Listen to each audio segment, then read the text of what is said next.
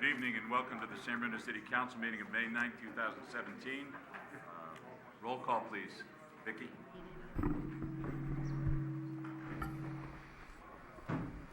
Councilmember Marty Medina.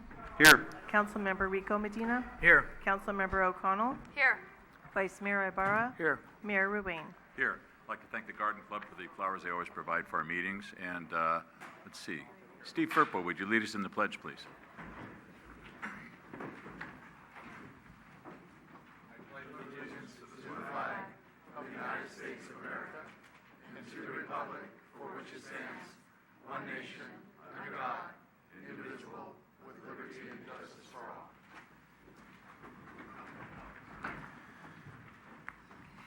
I have one quick announcement that's not on the agenda this evening. I just want to kind of give a shout out to YouTube. Last Friday, over 100 San Bruno Public School students attended a wonderful field trip on May 5th to YouTube headquarters in San Bruno. Members of the council and I were delighted to join 70 students from San Bruno Park School District and 30 from Cappuccino High School. All spent a day engaged in an interactive experience with YouTube staff, culminating with lunch at the headquarters and a surprise concert by Grammy-winning artist-songwriter Emily Warren. The variety of carefully thought-out activities age-appropriate for third grade through high school included a session with YouTube producers, designers, and engineers, and a hands-on activity, and older students worked in small groups to create their own one-minute YouTube videos in the on-campus studios. Throughout the visit, students learned about potential careers in technology.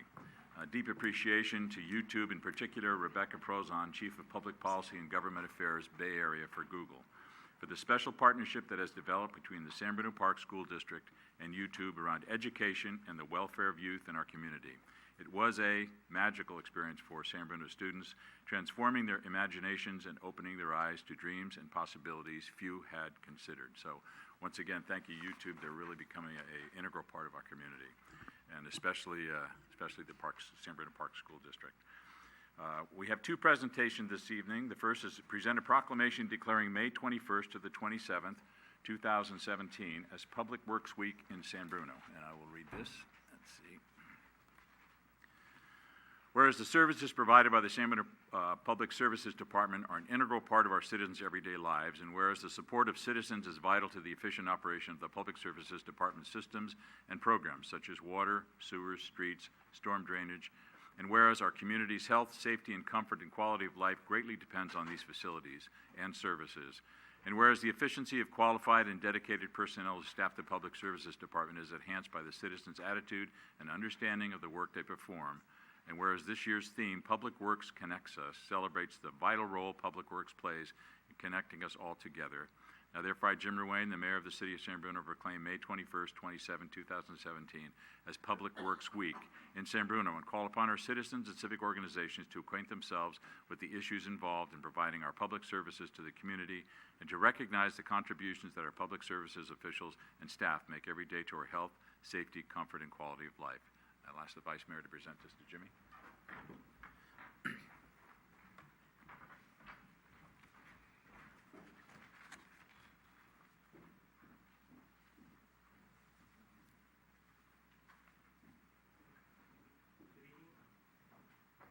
Members of the City Council, on behalf of the entire Public Works Department team, we would like to thank you for the proclamation.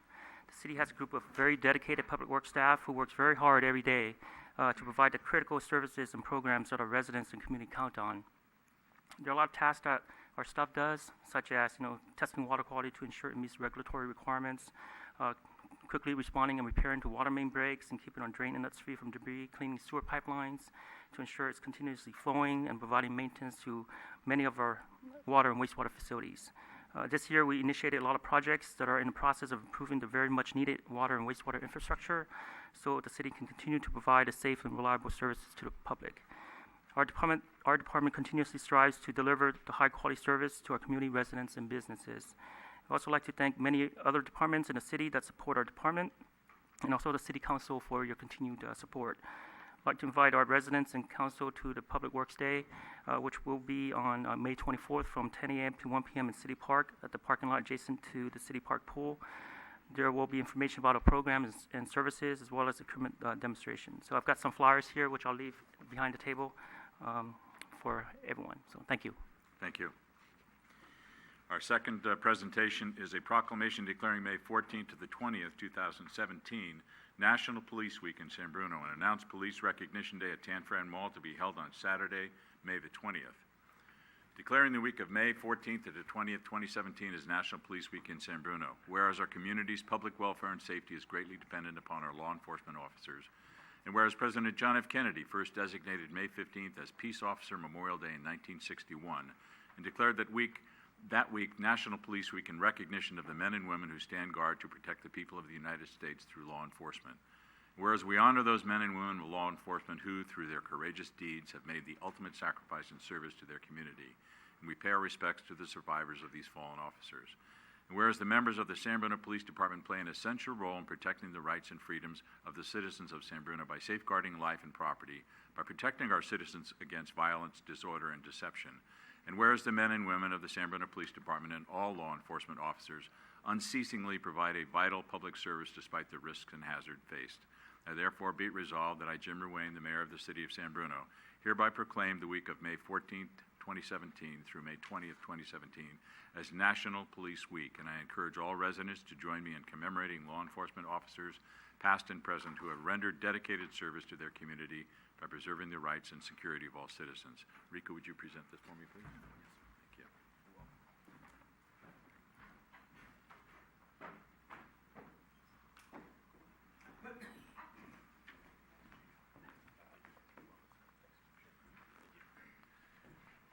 Honorable Mayor, council members, thank you very much for the recognition.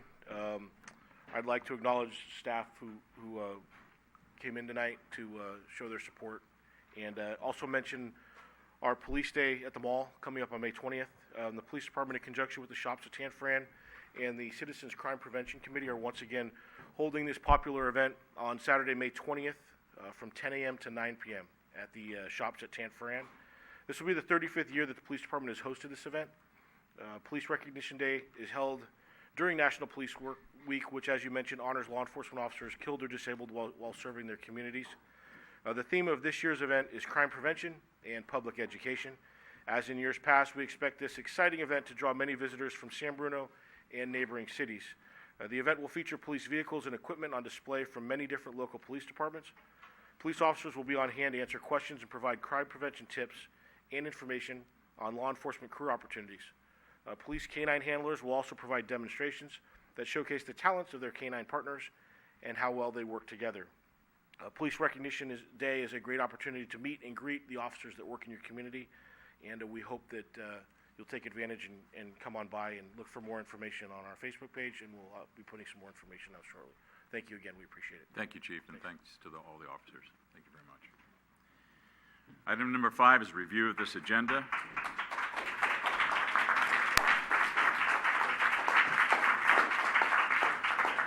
Anything on this agenda? Okay. Item 6, approval of the minutes of the special and regular council meetings of April 25th, 2017. Any errors, corrections, or omissions? Seeing none, to be approved as submitted. The consent calendar, all items are considered routine or implement an earlier council action and may be enacted by one motion. There will be no separate discussion unless requested. Anything on consent? Move to approve. Second. Motion second on consent. All in favor? Aye. Great. Item number 8, we do have a public hearing this evening. Mark, can we do both of these at the same time? Well, yes, Mr. Mayor. So if you would like, you can open both public hearings on the water and wastewater rates first, and then on the garbage rates second.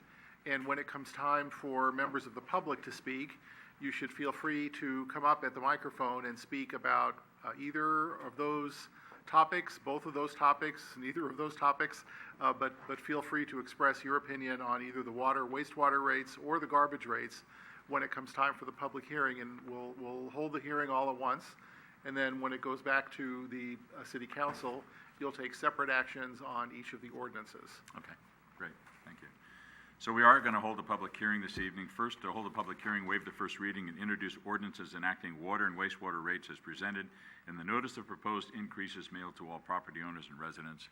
And second, to hold a public hearing, waive the first reading, and introduce ordinance enacting a 2.32% rate increase for Recology San Bruno garbage and recycling services to be effective July 1st, 2017, as outlined in the notice of proposed garbage and recycling rate increase mailed to all property owners and residents. Staff. Thank you. Mr. Mayor, members of the City Council, as the staff joins us up here at the speakers table, I wanted to just outline how our presentation has been planned. So we will do our staff presentation regarding the water and wastewater rates, to be followed by the staff presentation on the garbage service rates. We have, as part of the water and wastewater rate presentation, a couple of different parts to be presented by different speakers. They've all joined us up at the table here now, led by our Finance Director, Jim O'Leary, and assisted by our contract report analyst, Alex Handley of Bartle Wells Associates, and our Public Services Director, Jimmy Tan. Following the staff's report, we recognize that there may be a few comments and questions by City Council members. In order to streamline and make our conversation this evening as efficient as possible, in recognition of there are several people here who may be interested in speaking at the public hearing, we would ask for the opportunity to hear all of the City Council member questions and then to respond to them at one time. In other words, we'll record the questions and then respond to them all after we've heard from you.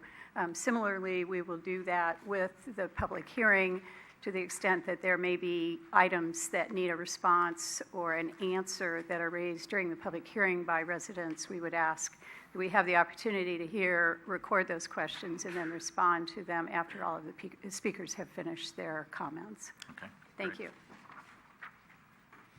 You're on. Mr. Mayor and members of the City Council, on March 14th, the City Council directed staff to distribute the required notices to the community regarding proposed rate increases for both water and wastewater rates. In addition to describing the details of the proposed adjustments, the notices outline the needs for the increases and set the protest process and the public hearing for this evening. In 2016-17 is the final year that has in place approved adjusted water and wastewater rates for city customers. The water and wastewater funds operate without tax support, totally funded by ratepayers.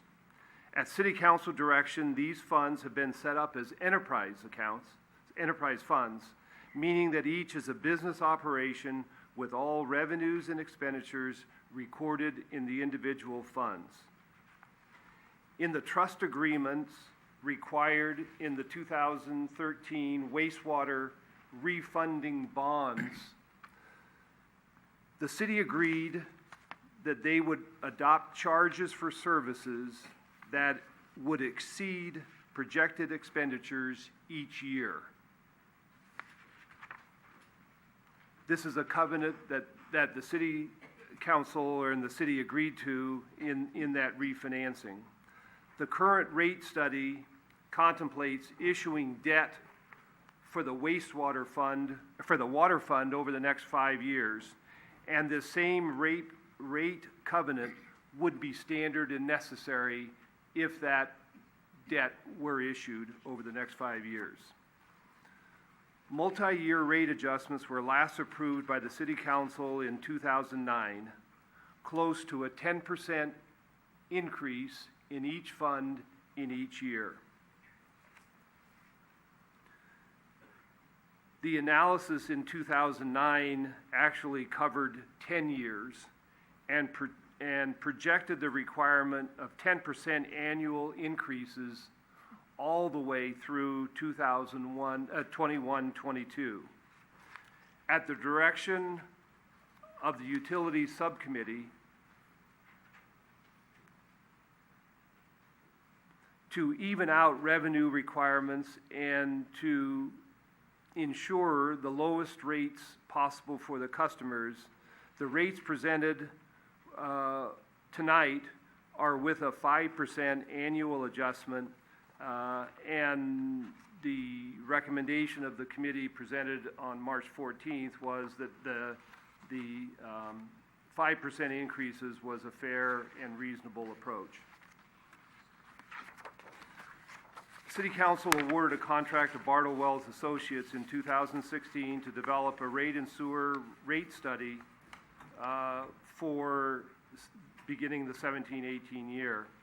Alex Handler with Bartle & Wells is here, and I would like him to address for the council several points, to highlight the goals and objectives of the study, how rates are developed and the content of their analysis, the rate options considered by the utility subcommittee, and to highlight the comparative rate chart that was one of the elements of their report. Thank you. Okay, so in the big picture, the overall goal of our study was to do what we had done similarly 5 years ago, develop a series of recommended rates that reflect the cost of service. There were kind of two elements to the study. One is developing long-term financial projections to look into the future, build in the future operating and capital needs of the water and sewer enterprises, use reasonable, slightly conservative estimates. We used a little bit of a low growth scenario, for example, 25 new homes per year. We based our projections off the 2016-17 budget, escalated cost by 4% per year for financial planning purposes.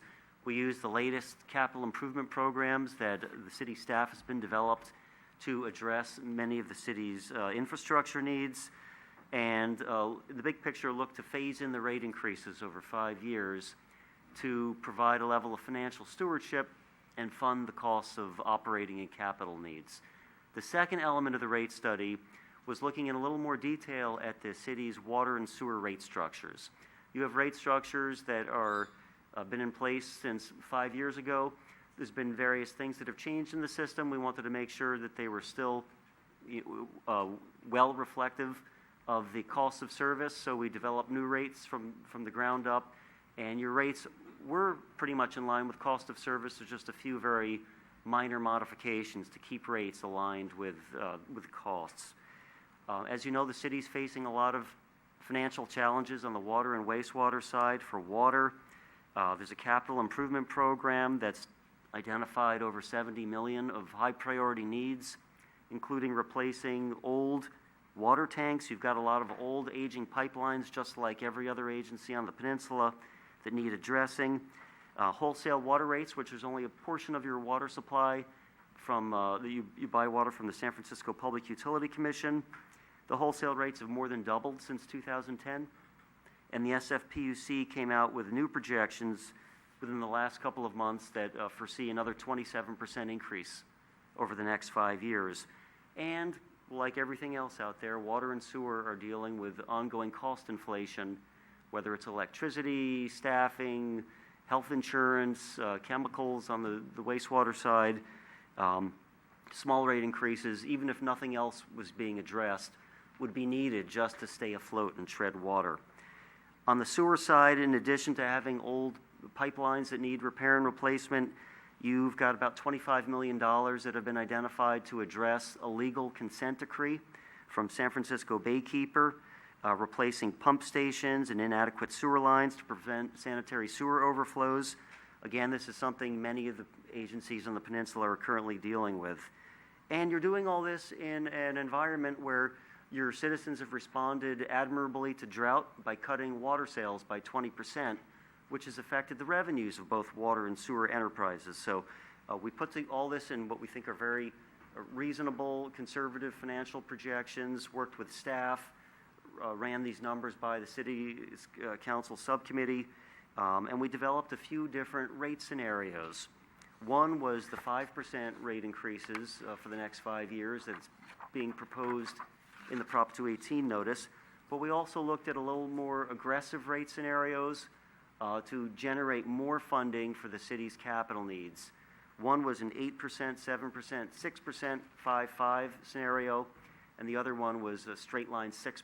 So we looked at a little bit higher rate increases in light of the city's capital needs as a way to get a little more funding generated to start addressing those a little bit more aggressively.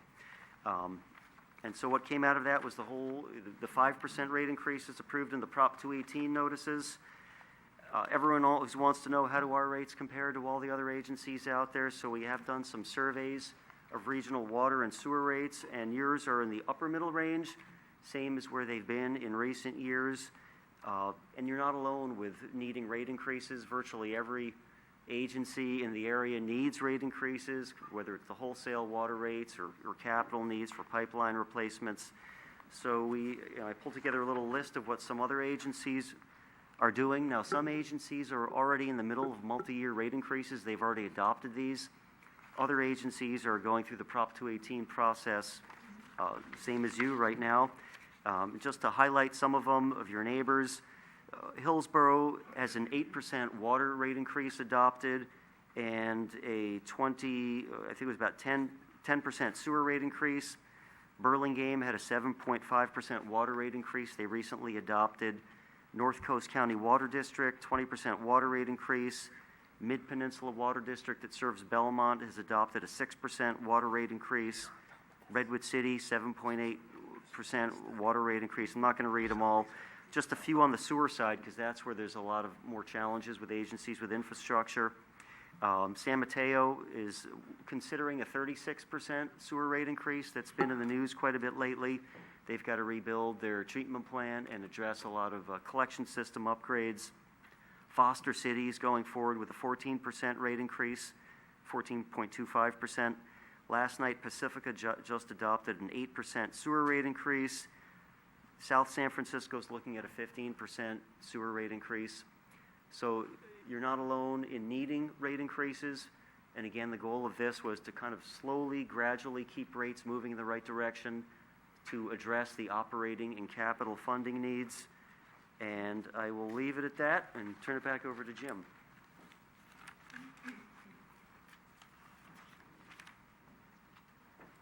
Again, on March 14th, the City Council, or the Utilities Subcommittee, did recommend going forward with the 218 notice with the 5% increase, and Alex did mention the several options that were looked at and presented to the council at that meeting. But the subcommittee recommended that the 5% would be the most cost-beneficial alternative for residents that allows coverage of all necessary costs. Alex also mentioned and gave again some specifics as far as cost areas that need to be covered, and I just wanted to just summarize, and this is verbal rather than a PowerPoint, but the cash flow for sewer for 17-18 shows a total projected expenditure of $20 million. $20 million is the projected expenditure, and that is what the revenue is designed to meet. The revenue increase is required to generate that $20 million in expenditures. So the increase amounts to about $800,000 in sewer. But I want to just briefly describe what the expenditure categories are to make up this $20 million. Operation and maintenance, which includes personnel costs, is about $9 million. Debt service is about $2 million. And capital is another $9 million. The rounding is $20 million. So those are the three components. But I just wanted to point out that of operation and maintenance of the $9 million, almost $3.5 million goes to South San Francisco for the operation of their treatment plant. The city has an obligation based on agreements with South San Francisco to reimburse them for those costs. The debt service is in fact debt service of the city's own bonds and debt that South San Francisco has obligated itself, that based on agreements the city of San Bruno has an obligation to reimburse South San Francisco for a portion of their debt service. And then the about $9 million for capital that is included. About $2 million of that capital is in fact capital for South San Francisco. That, again, based on agreements, the city is required to reimburse South San Francisco for capital projects that they undertake as it relates to either the Shaw Road pump station and/or their treatment plant. So again, a large portion of these dollars are actually committed requirements that, based on various agreements, the city has an obligation to pay. And the same general format is true on the water side. We have obligation based on our need to pay to pay for water purchases through the SFPUC. So there are a significant portion of the costs in both the water and wastewater are predicated on either prior council actions or agreements the city has with South San Francisco's and others to pay these costs. At this time, I think, again, capital is the single largest portion of the anticipated expenditures, and Jimmy Tam is going to describe a little further capital expenditures related to the proposal.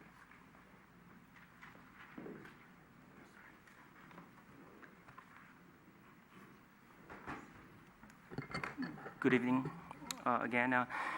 As the Finance Director mentioned, since the water and wastewater improvement programs are funded through an enterprise fund paid for by the rates, water and sewer rates, and I'd like to take a moment to provide an overview of the projects that we have in our work program to be completed in the next 5 years. So the city is currently using the water and sewer master plan. The water master plan was completed in 2012, and sewer master plan was completed in 2014 as guidelines to prioritize and complete the improvement projects. And the water master plan provided improvement recommendations of the water distribution system based on capacity, seismic reliability, and replacement needs totaling $240 million. It's important that these water improvements recommendations are implemented to provide a reliable potable water conveyance system without interruption from water main breaks and to have adequate water pressure for fire flow and during emergency. And the sewer master plan also included a recommendation for prioritized and scheduled improvements for pipelines and pump stations. And the total estimated cost for the recommended sewer improvements is $134 million. And the city currently has an aggressive sewer replacement program to replace pipelines to increase the capacity and to rehab pump stations to meet the requirements of the consent decree and also to reduce the sanitary sewer overflows. So what has our city done in the last 5 years? So this table shows various water and sewer replacement projects from 2012 to 2017. With the CIP budget totaling about $23 million, the city, completed approximately $16 million worth of water projects, consisting of mainline replacement, pump stations, and tank. Water meters were also converted to advanced water meters, which provided many benefits to the residents. And for wastewater system, the city completed about $5 million worth of improvements. As you can see, there's a net savings of about $2 million as these projects were completed less than the actual budgeted amount, and these were, the remaining funds were transferred back to the enterprise fund for future water and wastewater projects. Okay, let me say it. A little closer. Sure, sorry about that. Since improvements to the city's infrastructure is dependent on the rates, it's crucial that the rates be maintained or increased to provide adequate financial support for replacement of the aging infrastructure. What projects are currently in progress? This slide shows many of the water and wastewater projects that will be completed within the next 5 years. Majority of the sewer projects, which are shown in green boxes, has been brought to council for award of design services contract in order to meet the consent decree deadline. The city is also focused on replacing many of the aging pipeline, for both water and sewer, that are located in the neighborhoods east of El Camino, shown in areas 1 and 3, as they are much older than the rest of the city. In addition to replacing the water pipelines, the city is also replacing water tanks. Many of the water tanks are reaching their useful life, and the city relies on these water tanks to provide water supply daily to the residents. And then these tanks also provide storage for fire flows.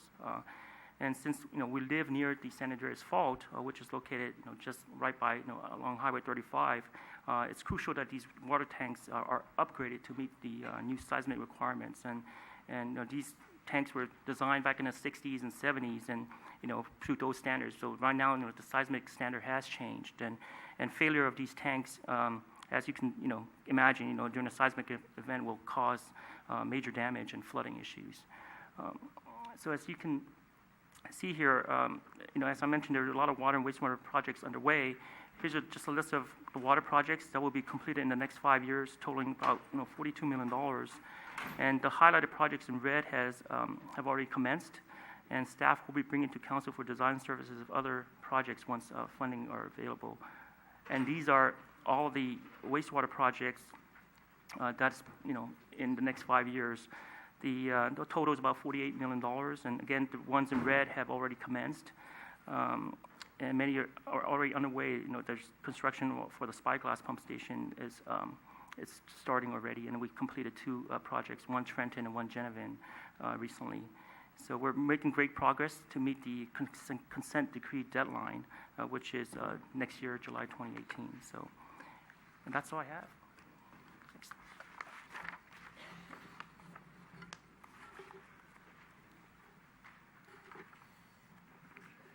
Actually, my feelings are a little bit hurt that no one cared that you couldn't hear what I was saying, but that's...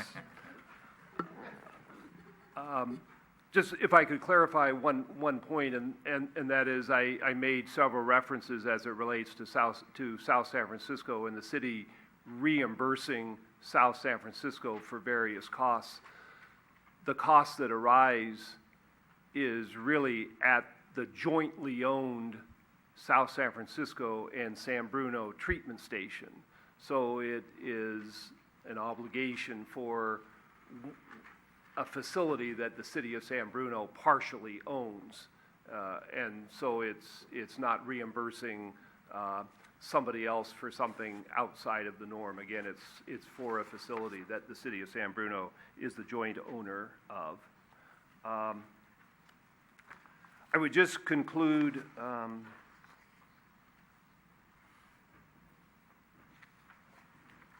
the introductory remarks at the March 14th City Council meeting.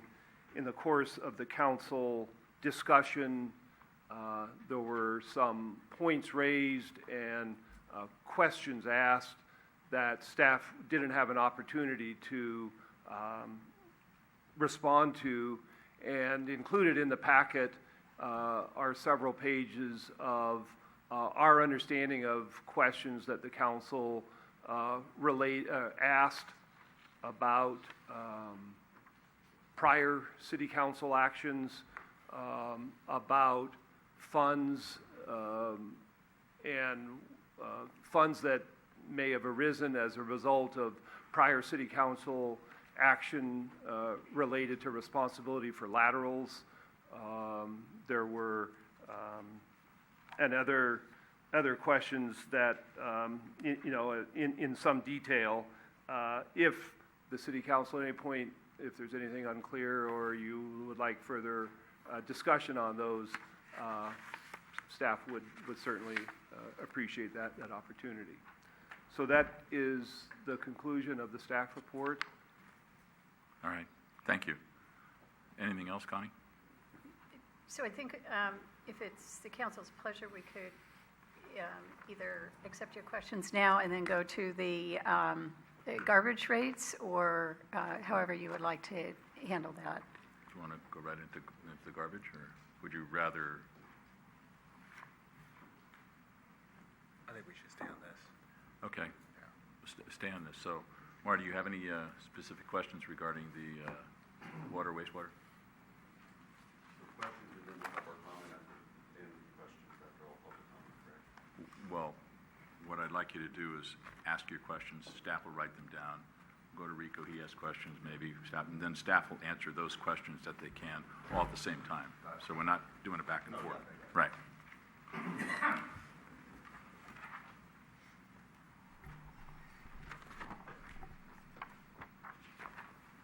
So what I'd like to follow up on is the discussion or the question that I had last time about the pump stations and the costs associated with those, operating those, and the fact that those pump stations serve a limited number of residents.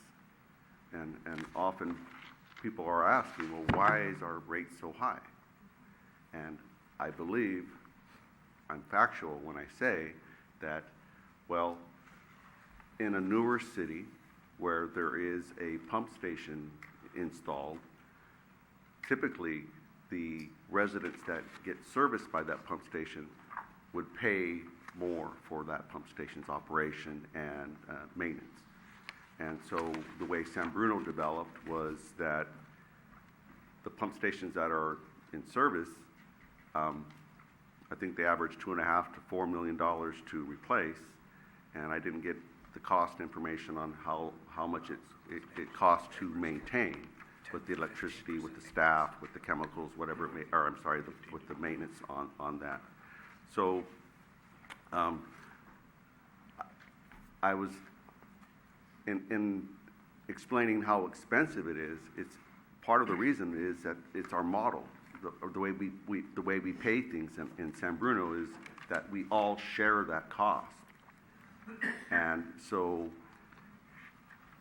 it kind of goes in hand that it would be more expensive for us to all share that cost. I understand Olympic Pump Station was replaced from a little station to something brand new recently, or in the last couple of years, and the option there was to have a sewer, to gravity sewer system in place there, and it wasn't. And anytime you can go to having gravity's free compared to where you put in a pump station. So I guess I'm asking for staff's acknowledgement that when you don't maintain something like a pump station and that cost is shared by everybody. So even though that sewage isn't running through your house like it is at the treatment plant where everybody's stuff winds up in one spot. And if you can comment on that, or I do have a response here from in the packet, but most of the people don't have a packet here. So wonder if you could respond to that. Okay. Any other questions, Marty? Yes. The other question I have is that we received these answers to questions that some council members, and I was one of them, that gave to our city manager earlier this week, and in my case it was yesterday. In the modeling, it says that we're receiving, that one of the questions here for the groundwater storage recovery with the agreement with the SFPUC, it says that we're receiving 2.1 million gallons a day for free. So this is a question answer on page 2, second question from the top. And so is that free water included in the modeling for the rate study? And how many more years do we get 2.1 million gallons of water a day for free? And how does that affect the cost modeling? Okay. Anything else? Okay, Rico? Maybe just two questions for now. One is a explanation. Obviously, the city council, the majority, chose to shift the responsibility of the private laterals to the homeowner for those that were not already part of that. And so obviously there was savings because it was going to increase what has been done, because obviously that stopped. So I think even in some of the protests, the question came up, so what happened with that? What I mean by that is there a savings? If there was a savings or it didn't increase, then how is that accounted for? I do understand that there is obviously a water usage fee and there's a sewer. There's fees, but there's just even the service fee, I should say. So there's a water service fee, there's a sewer service fee. Even if you turn nothing on, that's what I'm asking for correction if I'm incorrect, could cost some folks $95. That's even if you don't use anything. That's just to have the privilege of having that service.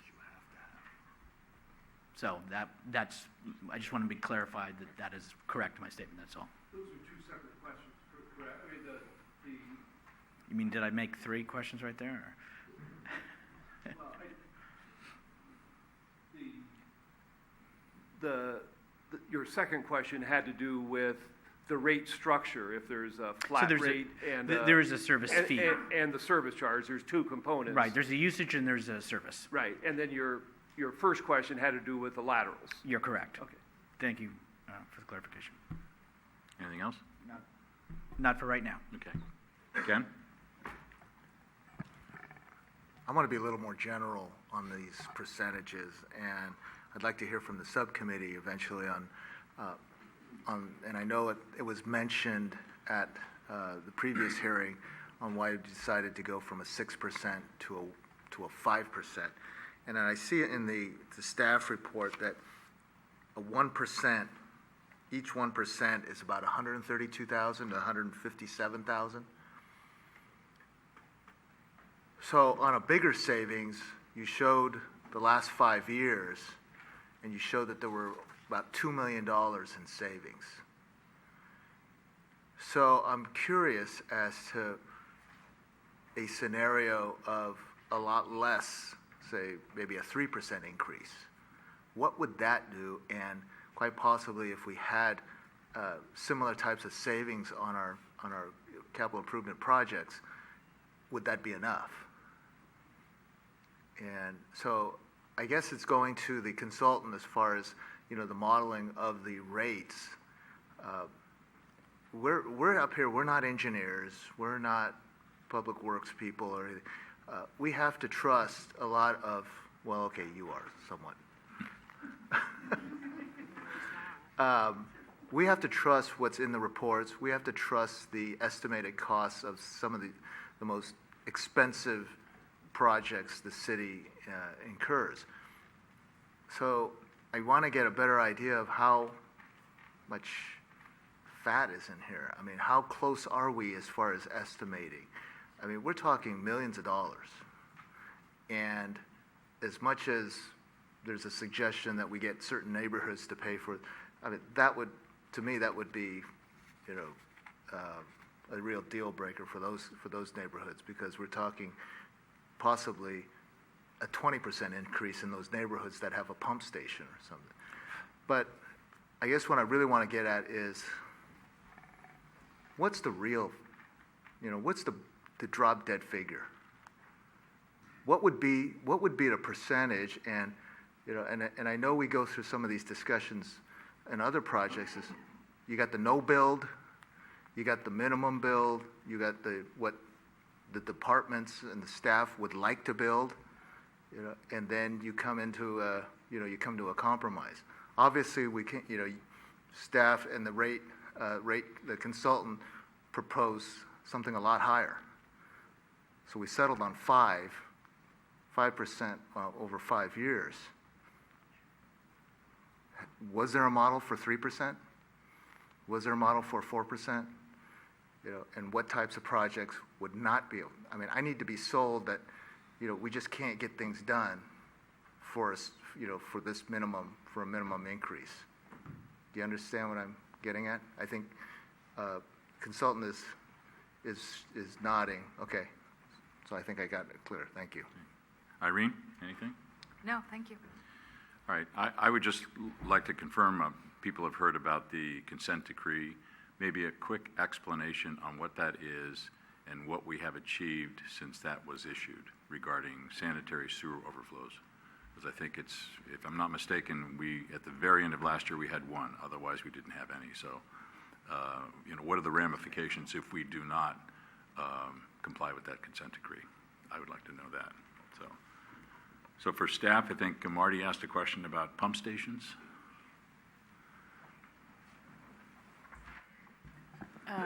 Right, so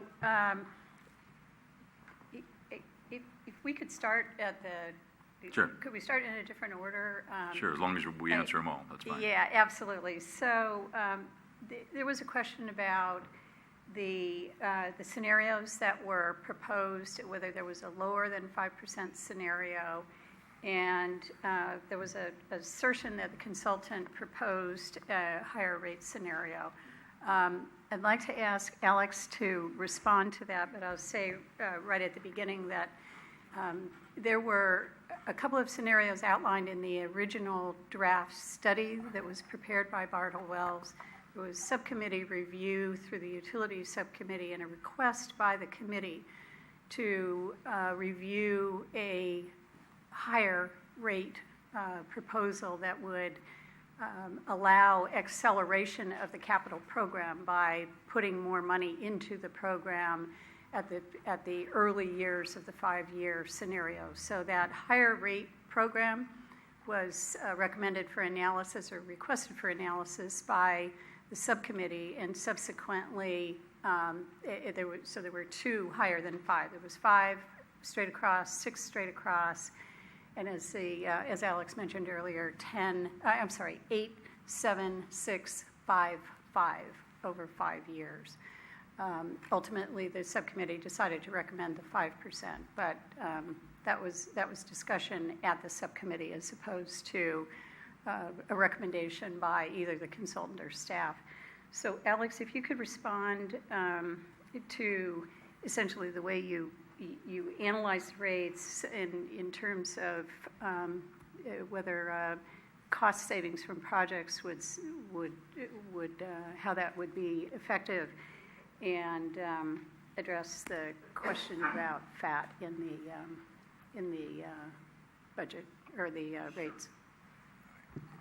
Sure. A few things. One is, yes, we did evaluate other rate scenarios with lower rate increases. What would happen if there was, less rate increases? And unfortunately, you just don't generate funding for your capital program because that's what gets cut first. You still have to fund your operations. You got to buy your wholesale water. You got to pay for a collection system. You got to pay for wastewater treatment operations to South San Francisco, your share of that. You got to cover your debt service. So what gets typically slashed when agencies have to go with lower rate increases is the capital program. And unfortunately, even with 5% rate increases, this is not generating, excess money for your capital projects. It's not generating enough. So even in our projections with 5%, we had to rely on use of, small amount of debt service. As you're phasing your rates in each year, you're not doing 25% rate increase off the bat, for example.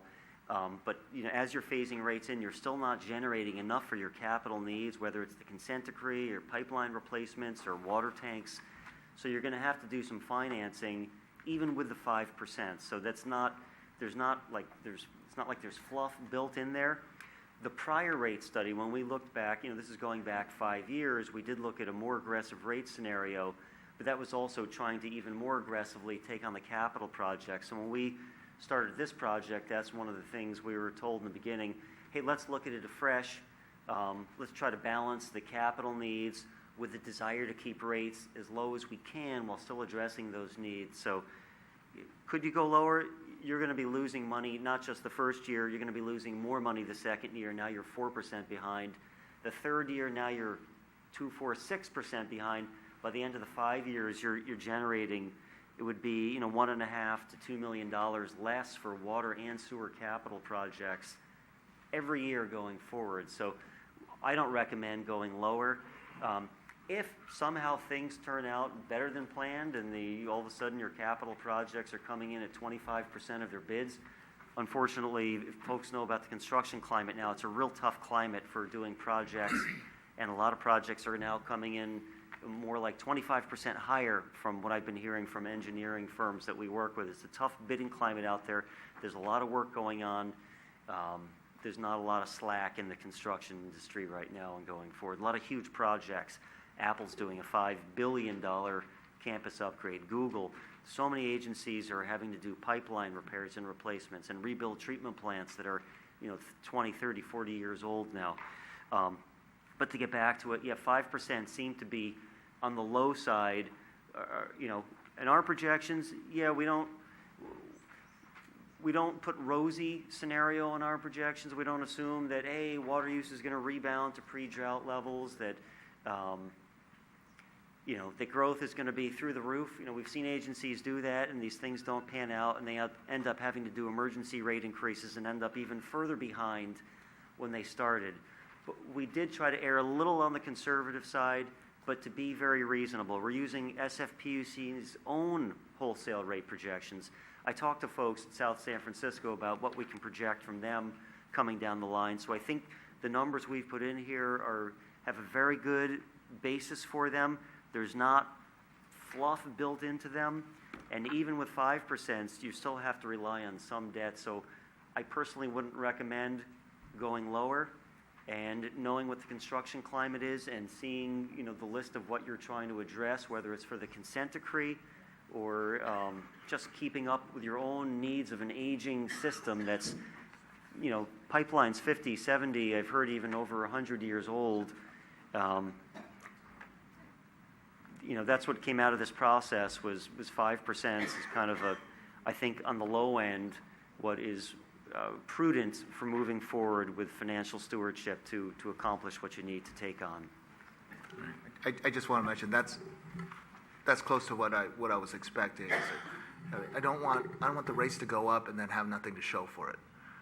And then I guess there is a percentage increase. Just, you know, forget about capital, but there is a percentage increase that we have to have, you know, judging from, you know, what we have to do at the waste treatment plant and obviously the, you know, the escalating costs of PUC water.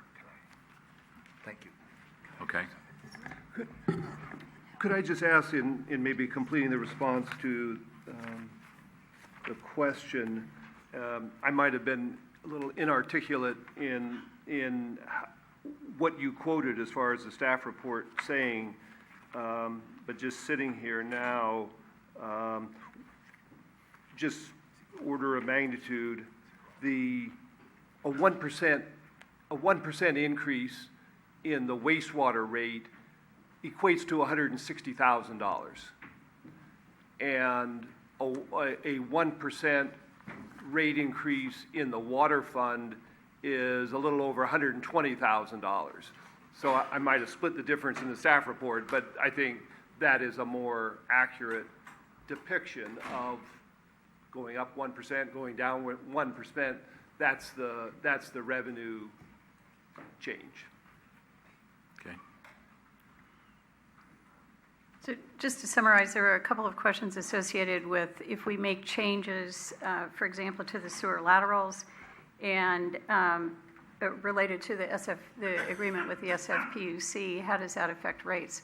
Rates, the analysis is built on the costs as they're currently anticipated and budgeted. And that's, so for the sewer laterals, the city's costs for the service that it's providing were used as the basis for the rate analysis. I think that's a fair statement. There was a question regarding the SFPUC agreement and the 2.1 million gallons per day. This is a little bit more complicated, but we are engaged with the City of Daly City, Cal Water, and the San Francisco PUC in a joint agreement to protect groundwater by providing an opportunity for the groundwater system to recharge itself by cutting back on pumping in certain years and allowing pumping in other years. It's a collective manner of managing the groundwater supply that all of these agencies draw from and rely upon, and that needs our joint effort in order to adequately protect it. The current agreement calls for the San Francisco PUC in those years when the water supply is sufficient to fund, to supply those agencies that are participants in the agreement with surface water at an adequate level. The SFPUC is obligated to provide that surface water at no cost in exchange for the participating pumpers, we being one of them, to shut off our wells and not draw groundwater. Now, shutting off the wells is kind of a relative statement in that the wells just don't go down and we lay off our people and there's no cost associated with participation in the agreement. In fact, the wells have to be exercised on a regular basis to keep them functional.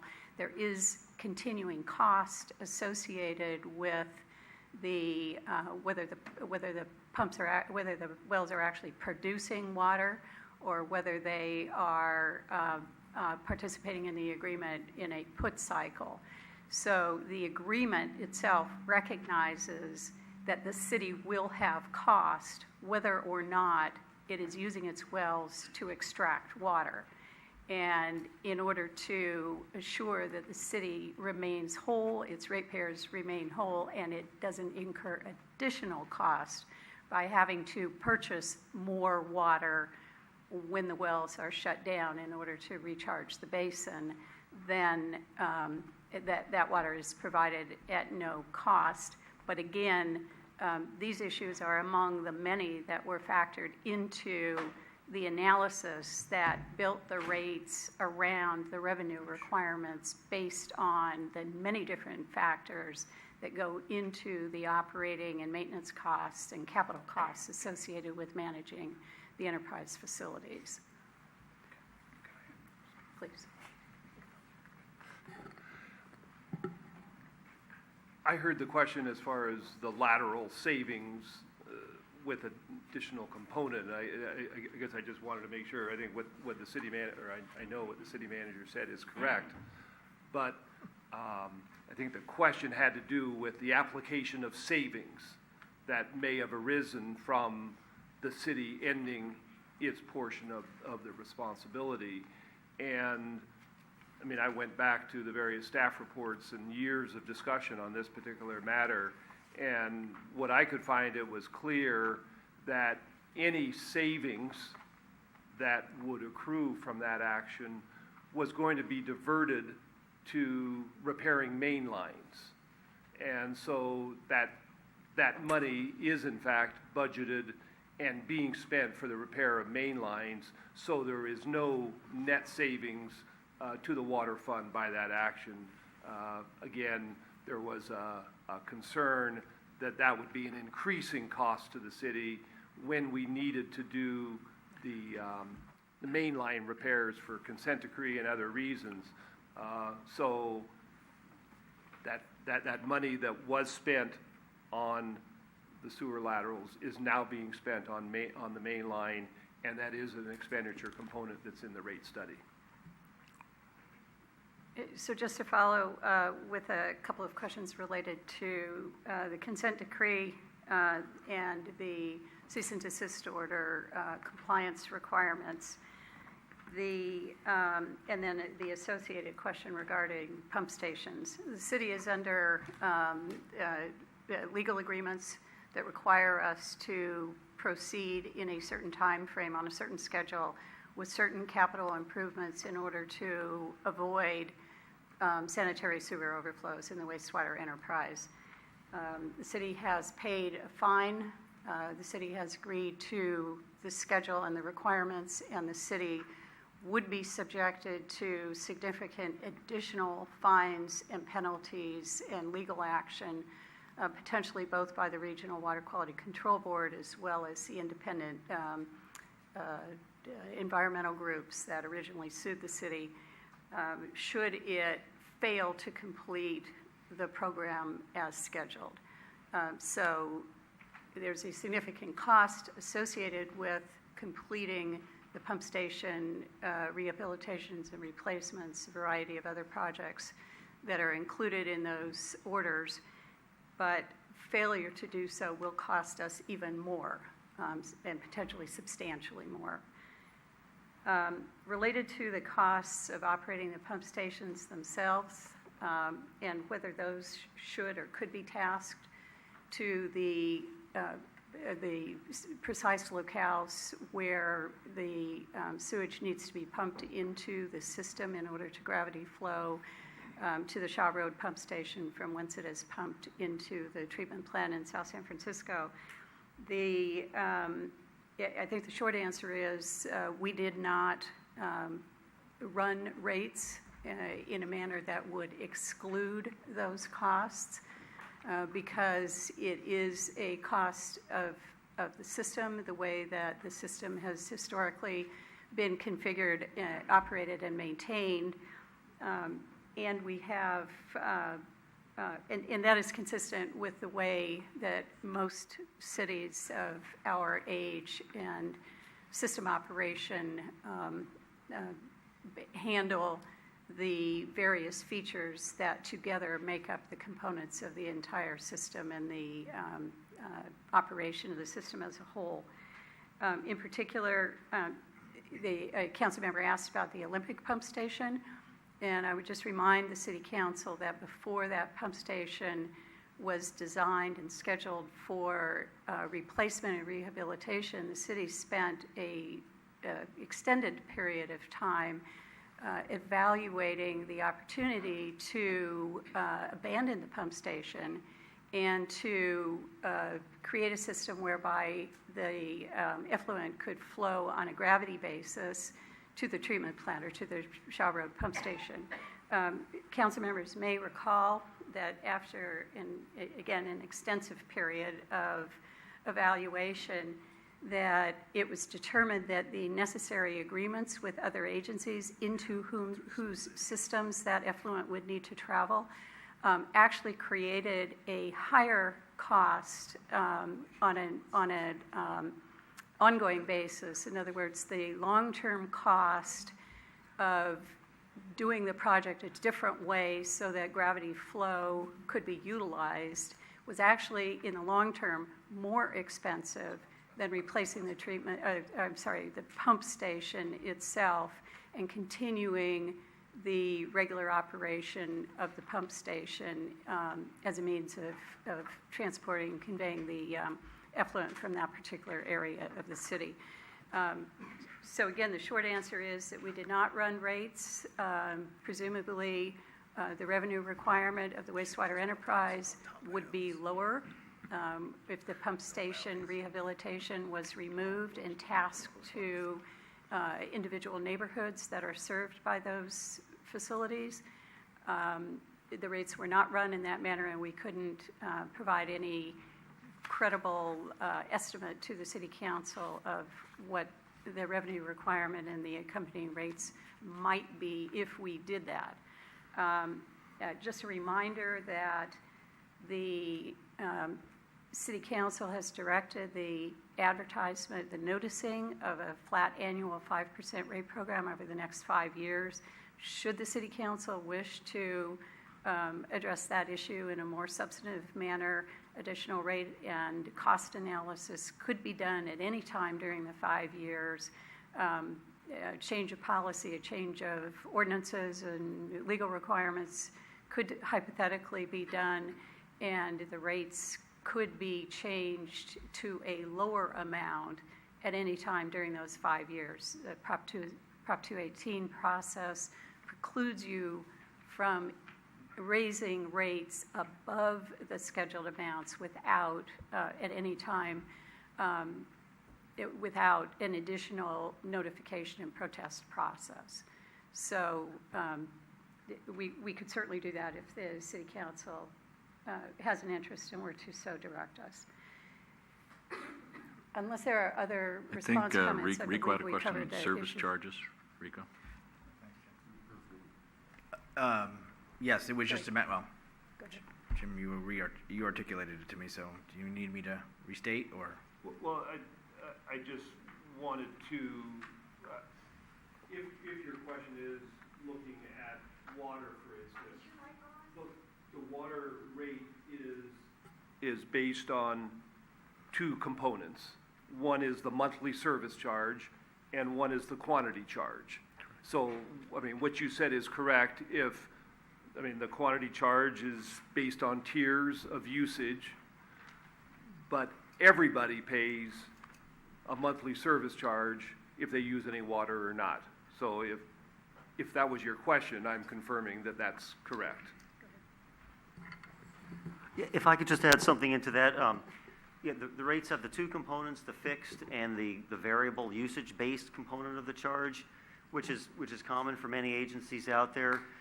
San Bruno, like every other agency out there, a very large percentage of costs are incurred. Whether or not anyone uses a drop of water, you still got to build and maintain the sewer collection system, the treatment plant. The costs are mostly fixed.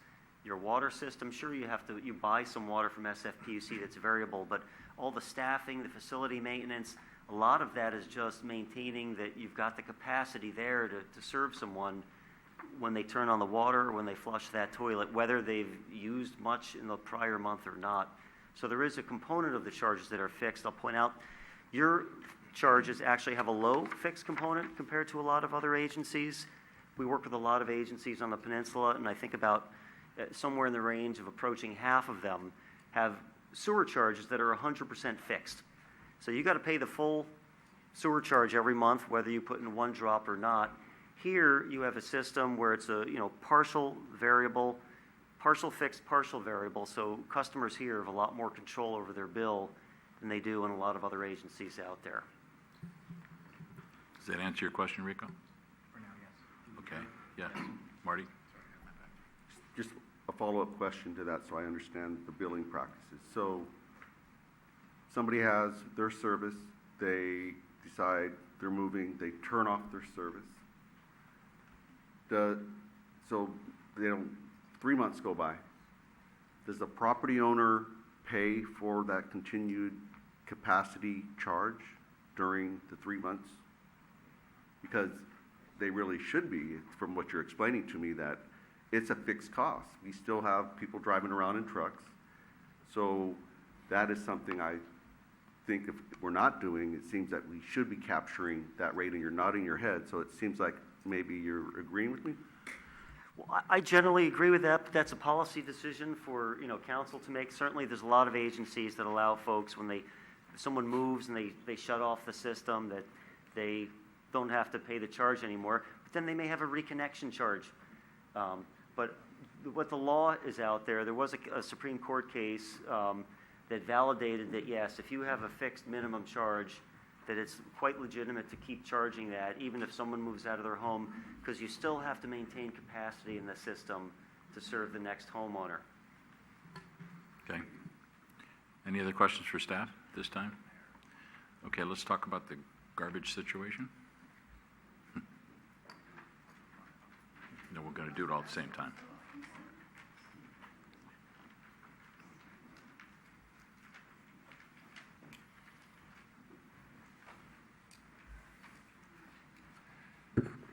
Mr. Mayor, members of the City Council, Recology San Bruno has requested an interim rate year adjustment in accordance with the city's franchise agreement. The franchise agreement has been in place since 1998, and the basic rate structure for this franchise agreement allows for rate adjustments every year based on either a detailed year adjustment or an interim year adjustment. The overall design of the franchise agreement, which is comparable to all of the franchise agreements that I am aware of for garbage, is in essence that the company is entitled, in the terms of the franchise agreement, for reimbursement of their costs, to have revenue and to get paid for the equivalent of the cost of providing the service. That is how the franchise agreement is set up. And confirming that allowable costs are covered by the rates is really confirmed and analyzed in a detailed rate year. And that's what occurred last year. When the City Council approved the detail rate a year ago, the rate adjustment a year ago, it was based on confirmation of recovery of allowable costs.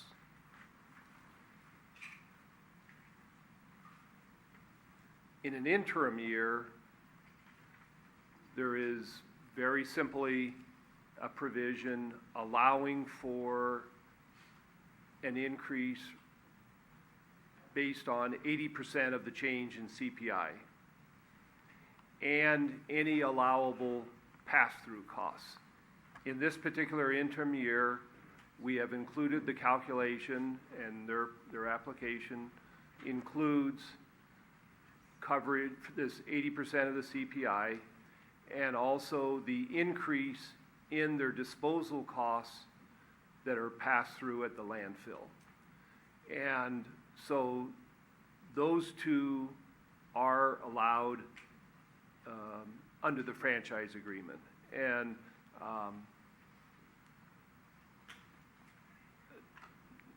I'm 100% sympathetic to the notion, and the questions in many of the protests are, well, the cost, we just had a rate increase a year ago. Well, that's true.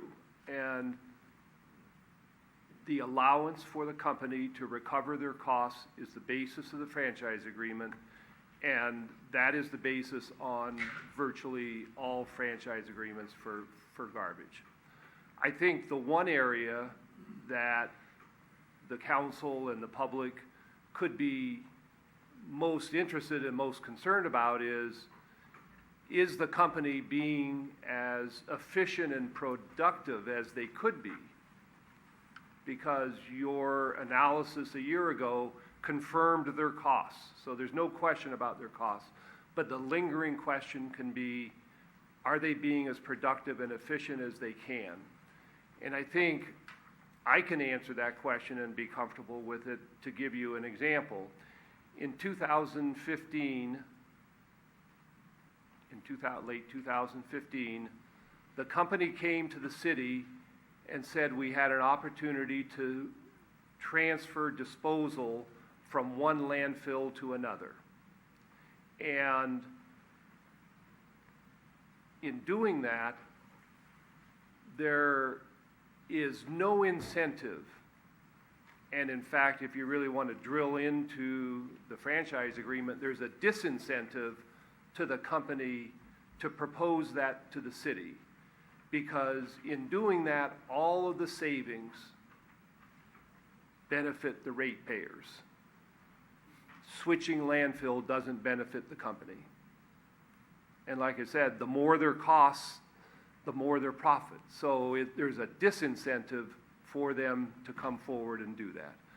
Recology in 2015 came forward and said we would like to switch, and the ratepayers are saving today with this rate adjustment. They're saving about $120,000 from what they would have been paying if the company hadn't come forward with switching their landfill location. So I think the productivity and the efficiency is in fact a legitimate question, and that is at least one example. I think that I've given you the basis of the adjustment. The president of Recology is here and could either make a presentation or respond to any questions that the council has. Any questions for staff at this time, Marty? I have a question for the CEO, when she's ready. Kirsten?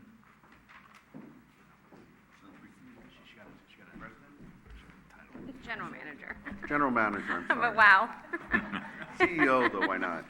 I'll take it. Okay, so I believe it was last year, I asked if we could do anything about the seniors where they're generating like a quarter of a bag. I read all of the letters here, and what can we do can they share their neighbor's bin? If the neighbor says, hey, I'm going to sign and we're not going to overfill it, I'll let the little old lady or the the little man or whoever it may be to share that service because they really don't use it. And I think there's some other people out there that they're probably younger, but they're really good recyclers, and constantly I'm using half my can. You know, we eat a lot of fresh vegetables, and we recycle all of our cans and glass, and the garbage part is really small. So I was wondering if do we have any hope for them, or has any progress been made in figuring out how we could eliminate the charge for someone that really doesn't use the service? Jim, do you want me to take that? Or? Okay, so I did receive all the letters as well, and I did review each and every one of them. And we did several years ago institute the 20-gallon option, primarily for the single-family home, the single-person homes, such as a senior possibly. And a lot of our seniors haven't quite utilized our 20-gallon service. So I do encourage those that are still in the 32-gallon that are producing a little bit to definitely move forward with the 20-gallon subscription. I want to remind you that there is still a cost associated with picking up the recycling and the green waste as well. So the cost is just not for stopping and picking up just the garbage. The cost is it's grouped together with the recycling and the yard waste as well. So the 20-gallon option was instituted for that purpose.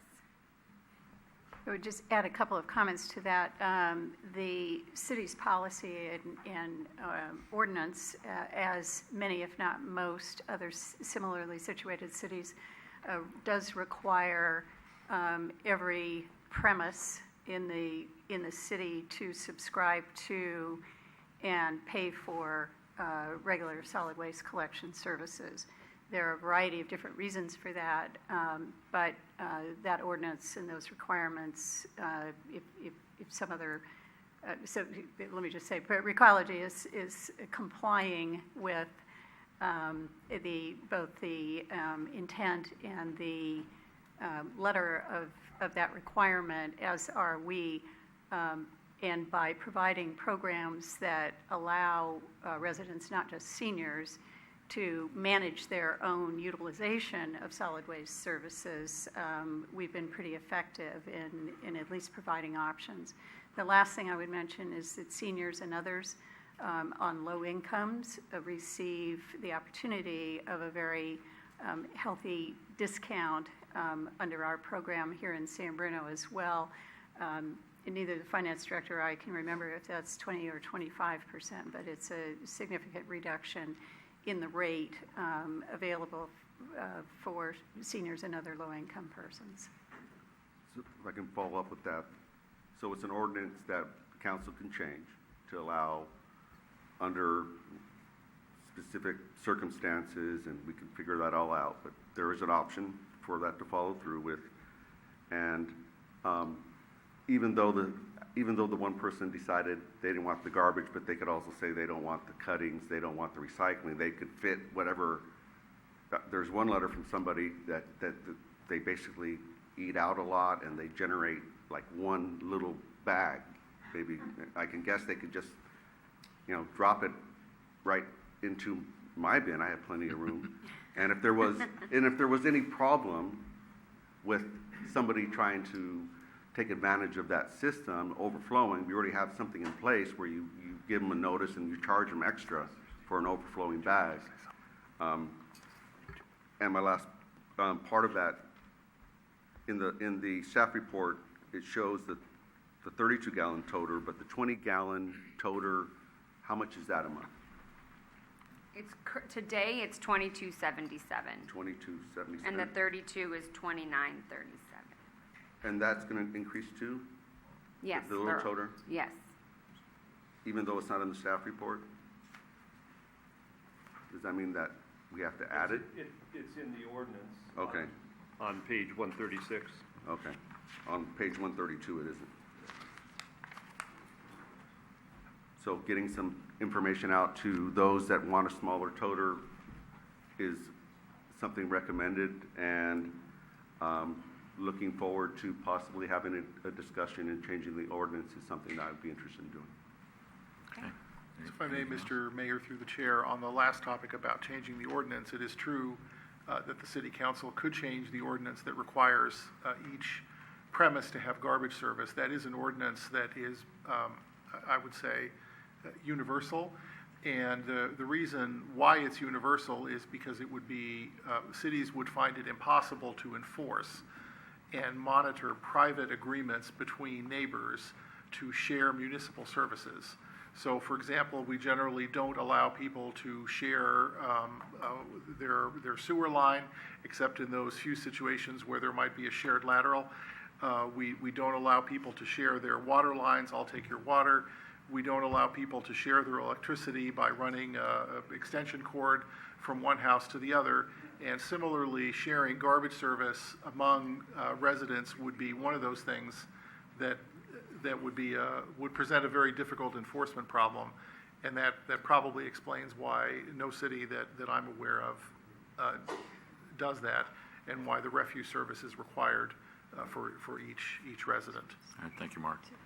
We do know that Marty has extra capacity if anybody wants to talk to him after. 4, 5, 6 started.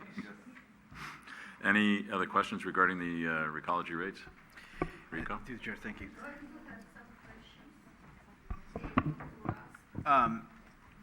Yes.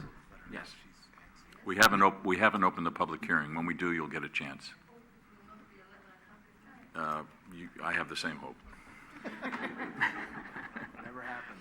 The question I have is that through our utility billing, obviously, in some jurisdictions, the garbage company does it on their own. In our jurisdiction, the garbage rate and the water and sewer are all placed on the same utility. My understanding is, if I'm correct, is that Recology also pays to help defray the cost, because obviously we're billing for you. So as far as postage or as far as staff time, is that an accurate statement that there is cost recovery for that service, for us doing that? 100% guaranteed, yes. Okay, so in essence, we are utilizing that as a resource, and shall we say, it's not an income, it's actually just helps defray the cost. But by teaming up with that, it is a savings to the city, because that bill would have had to gone out regardless if they did it on They make their a own. significant contribution to the general fund to cover the cost of the billing. Okay, thank you.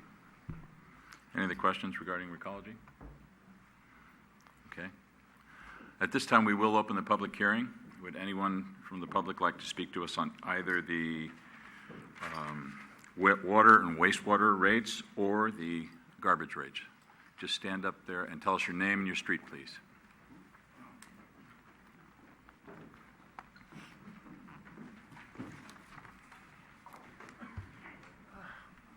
Good evening, Just looks like a protest. members of the board, mayor, city council.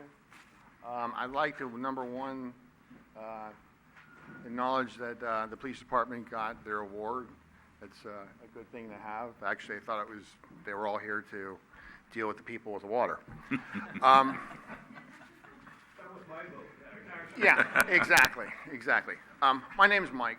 I've been a resident in San Bruno for 47 years, and I'm kind of listening to what your project is and how you're covering the costs and creating funds in order to do that. I'm standing here tonight because maybe you heard of the mystery spot in Santa Cruz. The mystery spot is my water bill, okay? Because I'm a single person in the house now, and I have for the last 4 years, and my water bill's $500 for that slough. And I actually was out of the house for 6 weeks, starting in the middle of July 3 years ago. Came back right after Labor Day, and I had a water bill.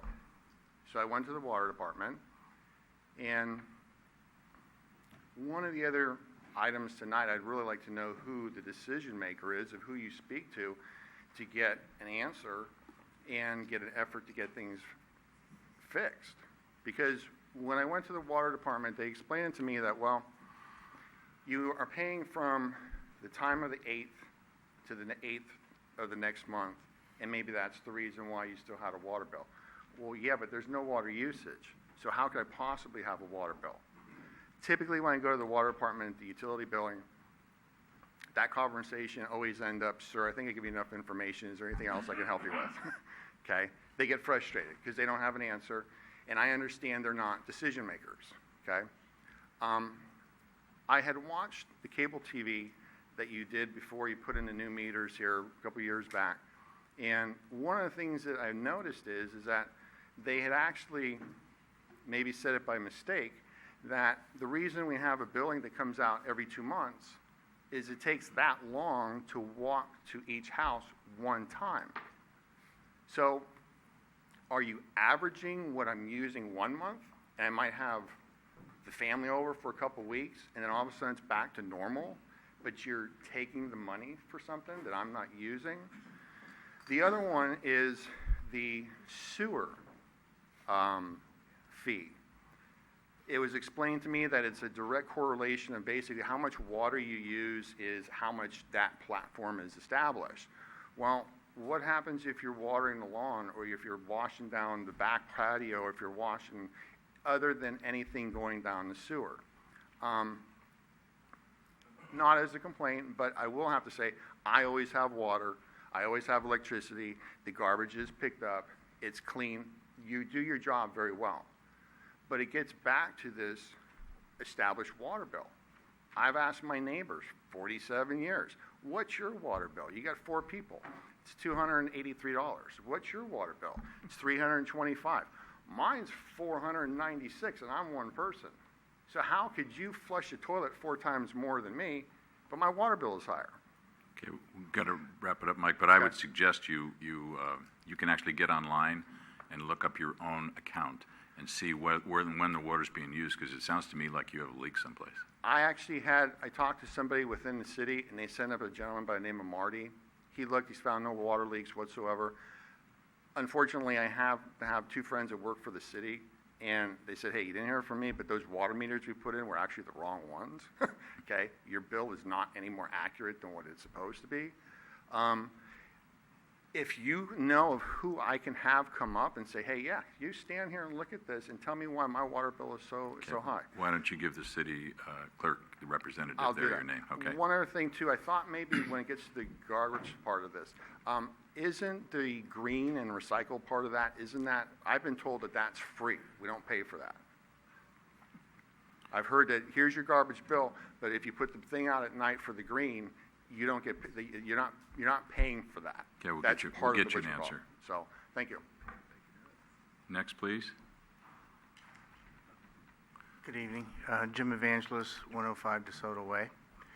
I'm concerned that believe it or not, the sewer rates and water rates are not high enough. I think that by keeping them down as low as possible, we're kicking the can down the road. We need to get, we're on a roll now, thanks to baykeepers mandating vast improvements in the city where it's been needed. It wasn't done prior to baykeepers or the acceleration of the rate increases, so I think that we should just keep on track, because if you compare the cost from the master plan of 2000 and from the year 2000 to rebuild our sewer system and compare that to the master plan in 2014, the costs have almost doubled in order to achieve the same goals. So if we continue to rebuild as we're doing currently, I think that would be smarter than to hold back and sort of not produce as much as we could now, because the costs will continue to go up, especially as the consultant said, the contractors are the ones with the power right now, and the bids are extremely high. So thanks. Thank you. Before the next speaker, I do have one speaker's card, and that's from Carolyn Livingood. So Carolyn, I'm going to ask you to step in.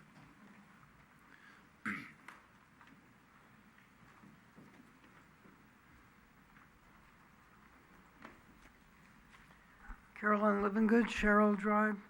Looking around the room here, I think I'm one of the oldest people in here. So I'm going to give you a little bit of wisdom. If you don't already know it, life can throw you a lot of curveballs. 21 years ago, I had a union wage job. I thought I was set. I was a single parent. I felt pretty good. I had a retirement fund, I had sick leave, I had life insurance, I had everything. A 107-year-old company bellied up. And since that time, my income, even getting another job, recession hit, etc., my income kept spiraling down until it is now Social Security. And yet, the last 2, 3, now that I hear next year we won't get an increase. Last 2 years we haven't gotten an increase. And yet, my PG&E bill went up $21 a month this year. I don't know why, and they're already sending notices that that's going to go up again. Medical went up $9. Water now you're talking about tonight. Recology you're talking about. Tonight, before I left the house, I got notice that cable TV wants a rate increase. San Bruno Park School District sent a survey out, or called my house the other day. I had to teach her how to give a survey. But anyway, they want to get some money. I've heard rumors Skyline College may come along with something else again. And I ask you, if we seniors are not getting any increase, how long can we last? I fortunately own my home. I may not be able to eat, but at least I won't get rained on. But I think you got to think about some of these things. I too have to maintain my house. Like you have to maintain the city. I have to maintain my home. And I'm wondering how I'm going to be able to do that when I can hardly maintain myself. The city, yes, does give discounts, and I appreciate them. The city does a lot of wonderful things. I think I wrote it in my letter. I don't not acknowledge that. But I'm telling you, you've got to take some of us in here that are just surviving into consideration. Thank you. Thank you.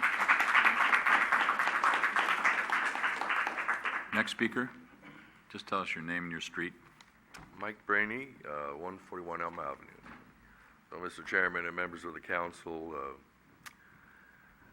hopefully that you'll bear with me and let me get through this here before you interrupt me and stop me here. But I would like to move to amend or modify the process that the board and Recology or any other garbage service company obtains approval for proposed rate increases, including the current proposed rate increase before us today.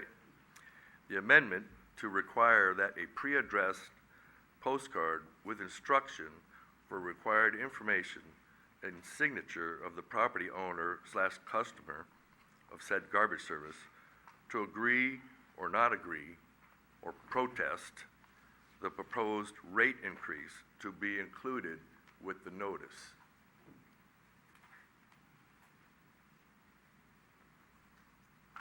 I'm hoping for a second. Can anybody second that? Okay. All in favor? You calling for the vote? No, I'm not calling for the vote. You're welcome Well, you're we welcome could to call speak for the your vote. speak your mind, but Well, if there's a specific question, then we can have staff answer that. Well, this is, I moved for a modification of the process to amend that. And I'm not real familiar with, I think it was Prop 218. That's right. That requires notifying That's right. customers. And the process in place is to have people send in protest, and you require a majority, which is 50% plus one, in order to consider or not approve such rate increases. I just think the process is not democratic when you don't have the possibility of getting the residents to approve or disapprove such increase. I mean, Recology a few years ago enacted a compost program. They gave everybody little buckets, raised our rates, promised to have compost at the park for us to use. I saw some lawn and garden service truck with Daly City on it come in and fill up one day, but I've seen it, that pile of compost, one pile, 2 metal bins, 3 times in, what's it been, over 3 years or something like that? So we got a rate increase for a program nobody wanted, nobody's using. And it just, to me, the whole process that you have in place of, everybody has to band together to protest, them requesting a rate increase. I just don't think it's a fair process. I think you need to. Okay, well, Prop 218 is a state law, and No, that's what we're trying I to- get that, yeah. So we're And this trying to would, do that. tonight. I believe that this would be following within those guidelines, that law. It's just the way you have it set up, when they notify us of the proposed rate increase, and citizens are supposed to band together and agree or not agree, it's just not a fair process. Okay. How can they ever be denied a rate increase, in that manner where you got to get everybody to band together and do? I mean, what are we supposed to do? Walk the streets and have people sign protests? And I don't have an answer for you, Mike. We've got to wrap it up because I have a number All of right. other speakers. Thank you. Thank you. Hi, good evening, Mayor, members of the council, Marco DeRozzo, 2nd Avenue. I just have two comments, 2 different categories. One, and I might be preaching to the choir, and I know you already know this, but the rate increases are really distressing for a lot of folks in the community. I know we just heard from one of our senior citizen members of the community of how this may impact her ability to pay her other bills. It also ties into and kind of intersects with a theme that I've heard from many people in our community about how they can no longer afford to live in San Bruno and stay in San Bruno and raise their kids in San Bruno. So there's different segments of our community that are being affected in different ways. And I, for example, know a lot of my family that have to move out of San Bruno because they can't afford the living. And now we're being asked to pay more for water and recology. So it's just a really distressing thing to hear. Secondly, and I guess I would direct this to the general manager of recology, I would be interested to hear more about what the strategy is to communicate different options and price breaks and discounts that are available to members of the community. There was a great discussion about a 32-gallon size trash can, a 20-gallon size trash can, but then the comment was that many of our seniors and folks living alone hadn't taken advantage of that. So what is the plan to make sure that folks know that option's available, and it would be able to save folks a lot of money and help alleviate a little bit some of the rate increases? So I would be, we can send a notice out letting folks know that we're going to be asking for more money. I wonder if there could be some kind of communication letting folks know what the tax breaks are, or not the tax breaks, but what's the benefit that's available that they're entitled to take advantage of. Thank you. Okay, we'll get an answer for you. Thank you.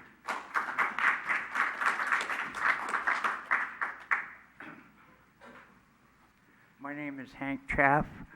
I live on Fasman Drive, and I've been in San Bruno for many years, probably 40 years. And I remember a few years ago, maybe 10 or 15 years ago, a certain councilman begged to have more wells dug. And you know what the council said? No. They all had deaf ears. And some of these people are on the council now. Well, we're paying for our mistakes. And actually, I'd like to know how many gallons of water does San Bruno use a day, average?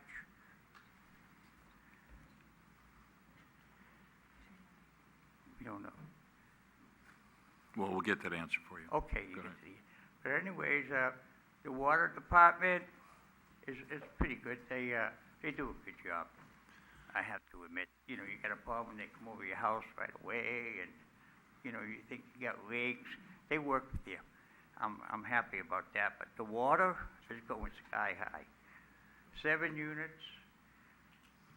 is too much. So, I want to know how many gallons San Bruno uses a day. And we get, what, 2 million gallons a day from the wells? I think we have 4 wells. How many wells do we have?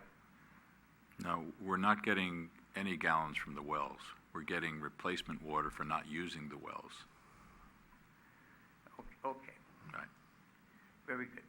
And also, concerning the trash, garbage, we have good garbage service in San Bruno, I have to admit. It's very, very good. You have a problem, call them up and they work on it right away. But what I don't like about the Recology is these big containers. When you're doing work at the house, you have to get a big container most times. And those containers cost from $100, $200, up to $500 or $600. But what's wrong, we can only get them from San Bruno. It's not open to different companies. Recology has it in their paperwork or whatever that San Bruno is the only one you can get a container from. That should be changed, you know, because they're sky high today. Okay. And I want to thank you folks very much. Thank you.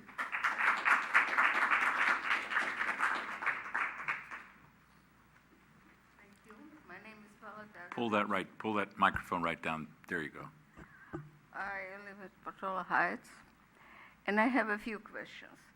Last year, San Bruno adopted this sewer lateral when every house, when they sell or buy, you have to do sewer lateral. And it's not cheap. It's around $8,000-$10,000, depends on the house and on the distance. So if you combine all these costs, which would be done before by the city, you get quite a bit of money. And when you talk increasing rates, this sounds funny, because all the owners have to do everything right now, which is, I think, a bad decision. And number two, everybody here, almost everybody, talked about ecology. I would have a question. How many people in San Bruno do the ecology, which is waste food or food waste or whatever? How many people do it? We pay for something we don't do. We do recycling, we do garbage, but we don't do this ecology. So why do we have to pay for it? You talking about the composting of the? I think she's asking how many people. We don't. You see, when you get that talk about ecology for a restaurant or a cafe where they have lots of waste food, this is one thing. But we don't. We have very little. And this goes just in the garbage. That's all. Because if you keep it for a week in a container with the greens, so-called green container, you will have flies, you will have ants, you will have all kinds of insects, which we don't have in the city. And diseases. So I think this is not a good decision. And I would like to know, why do I have to pay for something I don't use? Thank you. Thank you. Next. My name is Madeline, and I live on Claremont Drive. I agree with this gentleman. The process to protest is ridiculous. Reading it off of the flyer that came into the mail was like, so you want 51% of the people, of every person living here, to send in a protest letter for garbage and for the wastewater, or the water and wastewater. And that's ridiculous. Why don't you have it online so that everybody could just check what they have, put their APN number on there? You guys make the process so difficult for people to do that they're not going to want to do it, and I think you guys know that, okay? The other thing, too, is I get the gist of all this saying, here are capital projects. We need to raise your rates to meet these capital projects. What happened to the rate increases for the last 4 years, 5 years? Were they paying for all these things where you're going to get fined? I'm like, where's the accountability on where the money is going to? You guys tell us year after year, oh, it's paying for capital projects. Oh, it's paying for this, it's paying for that. But by the time that 4 or 5 year stretch ends, oh, now we've got to pay more. And so basically the gist I get of this meeting is that our rates are going to go up every year no matter what. You could put out capital projects, whatever, but every year a resident is going to have to pay more every year, no matter what. Whether it's for ecology, the whatever franchise contract you did with them, they're going to get a raise every year, no matter what. And who pays for it? All the residents.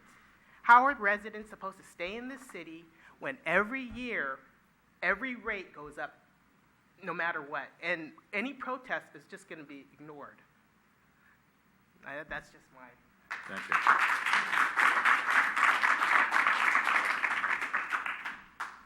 Good evening. This is Reina Burgos from Flora Avenue 293.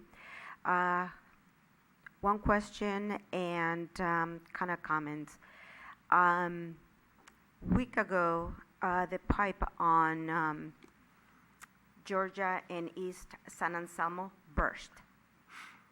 If the water pipe broke, I was walking Bowie in the morning, and I'm the one who placed the 911 call. So basically, I stood there until I saw someone showed up. A young man showed up trying to shut off the valves, and another gentleman, I can't recall his name, said that this system was 100 years old. My question is, and they were trying to map where to shut it off because it was a river. It was a river.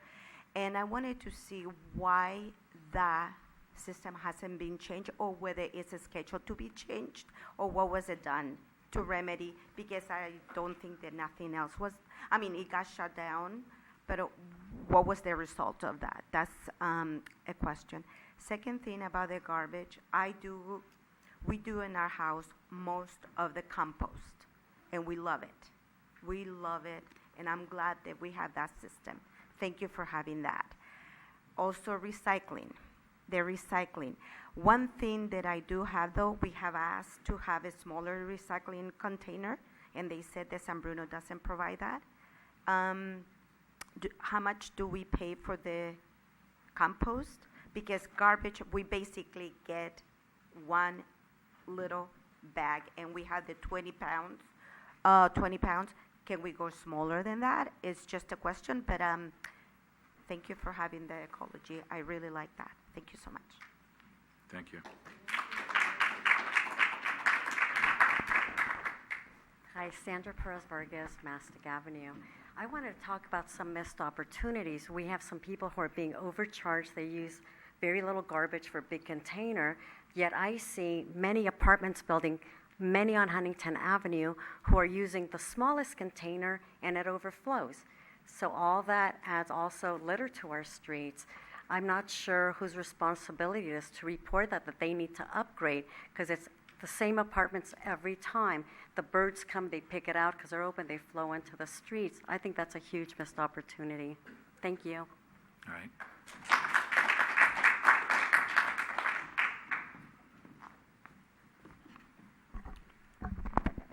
Hello. Stephen Seymour, Mastic Avenue.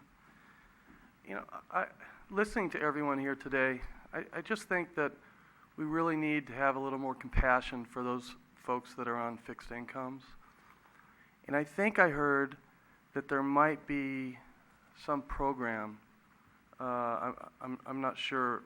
If there is one, though, I think we need to do a better job of explaining what the program is for those on fixed incomes to get some kind of help for both their garbage and their water. But even in watching the room today in the council, I just ask, I plead with you all to have compassion for those folks that live in the city that are on a fixed income and struggle. And you heard from a few people in the audience today the kind of challenges that they're faced with. And I think we need to, if we haven't changed the rates to reflect or to help those folks out, we should. Jim earlier said, when we were talking about recology rates, he said one of the only things that we can question or could question would be maybe the productivity or the efficiency rates. When we were talking about the water, we heard that we have $2 million a year in debt relief, $9 million a year in productivity, and $9 million in capital. That's what I heard anyways. I may be wrong, but there was $9 million in productivity. And I would ask the city to maybe ask that same question of themselves. Is there any efficiency rates in the water department or productivity improvements that you can make that would help decrease the $9 million in operating cost? I'm not sure. I don't know what the answer is to that. But it's something that I think the city needs to ask, because there's a lot of people in the city who are going to get rate increases. And those rate increases could possibly be offset by efficiency improvements. That's all I have to say. Thank you. All right, thank you. Anyone else like to speak to the council regarding these two items? If we close the public hearing, you're going to be precluded from speaking to us on these items again. Any action by the council? Move to close the public hearing? Second. Motion to close the public hearing. All in favor? Aye. Okay, to staff, we had some, well, a lot of complaints, but a few questions, actually. Let me see. So we Well, had a number of comments. I'll right. summarize those very quickly. One comment that the rates are not high enough in order to assure the capital program. Several comments regarding the affordability of rates, particularly for seniors and persons on low incomes, and then need to be compassionate for the situation of those persons. Acknowledgement that there are, it's not just water and sewer and garbage rates that are going up, but that utility and other service providers that we all rely on are raising their rates as well. There were a couple of comments regarding the protest process and suggestions that that be changed to make it more convenient for persons who might oppose the rates to have an opportunity to submit that protest either online or via a postcard that's included as part of the notification process.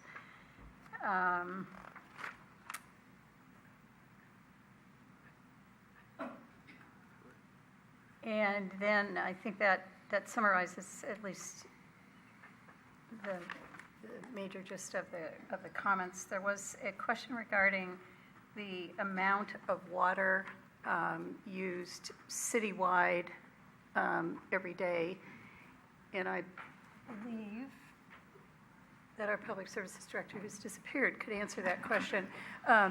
However, I believe that is in the vicinity of 1.8, 1.9 million gallons per day. It is somewhat less than the 2.1 million gallons that is our supply assurance. It's the amount that we need to be able to produce to provide the maximum theoretical capacity of the city. But the amount that is actually utilized on a regular daily basis is in the 1.8 or so million gallon range per day, and we'll confirm that when the director resurfaces. There was a question regarding, I just repeat the response that I provided previously regarding sewer lateral replacements, sewer lateral repairs that have been passed by city council action approximately a year ago to private property owners, and why are the rates increasing despite the fact that the costs of those repairs the cost of those repairs when they are necessary have been passed to homeowners individually.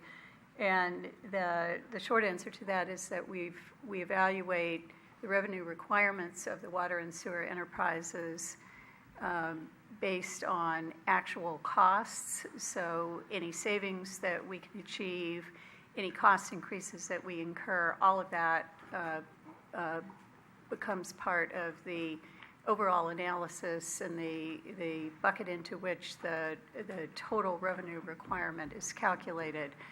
So while there are potential for cost decreases in some areas, there are cost increases in other areas, and all of that is factored into the revenue requirement and the necessary rate increase in order to cover that rate requirement over the base level of revenues that are anticipated to be collected. I want to respond. I don't have the answer to the question regarding what was the result of the water. It sounds like it's a water main line at Georgia and North San Anselmo. I don't know the specific result of that particular incident. What I can tell you is, and there was a comment about the fact that staff seemed to need to spend some time doing researching the maps and trying to figure out what valve to turn off in order to actually shut down the flow of water. And interestingly and somewhat disappointingly, that is not an unusual occurrence. Our system is very old. It is deteriorating.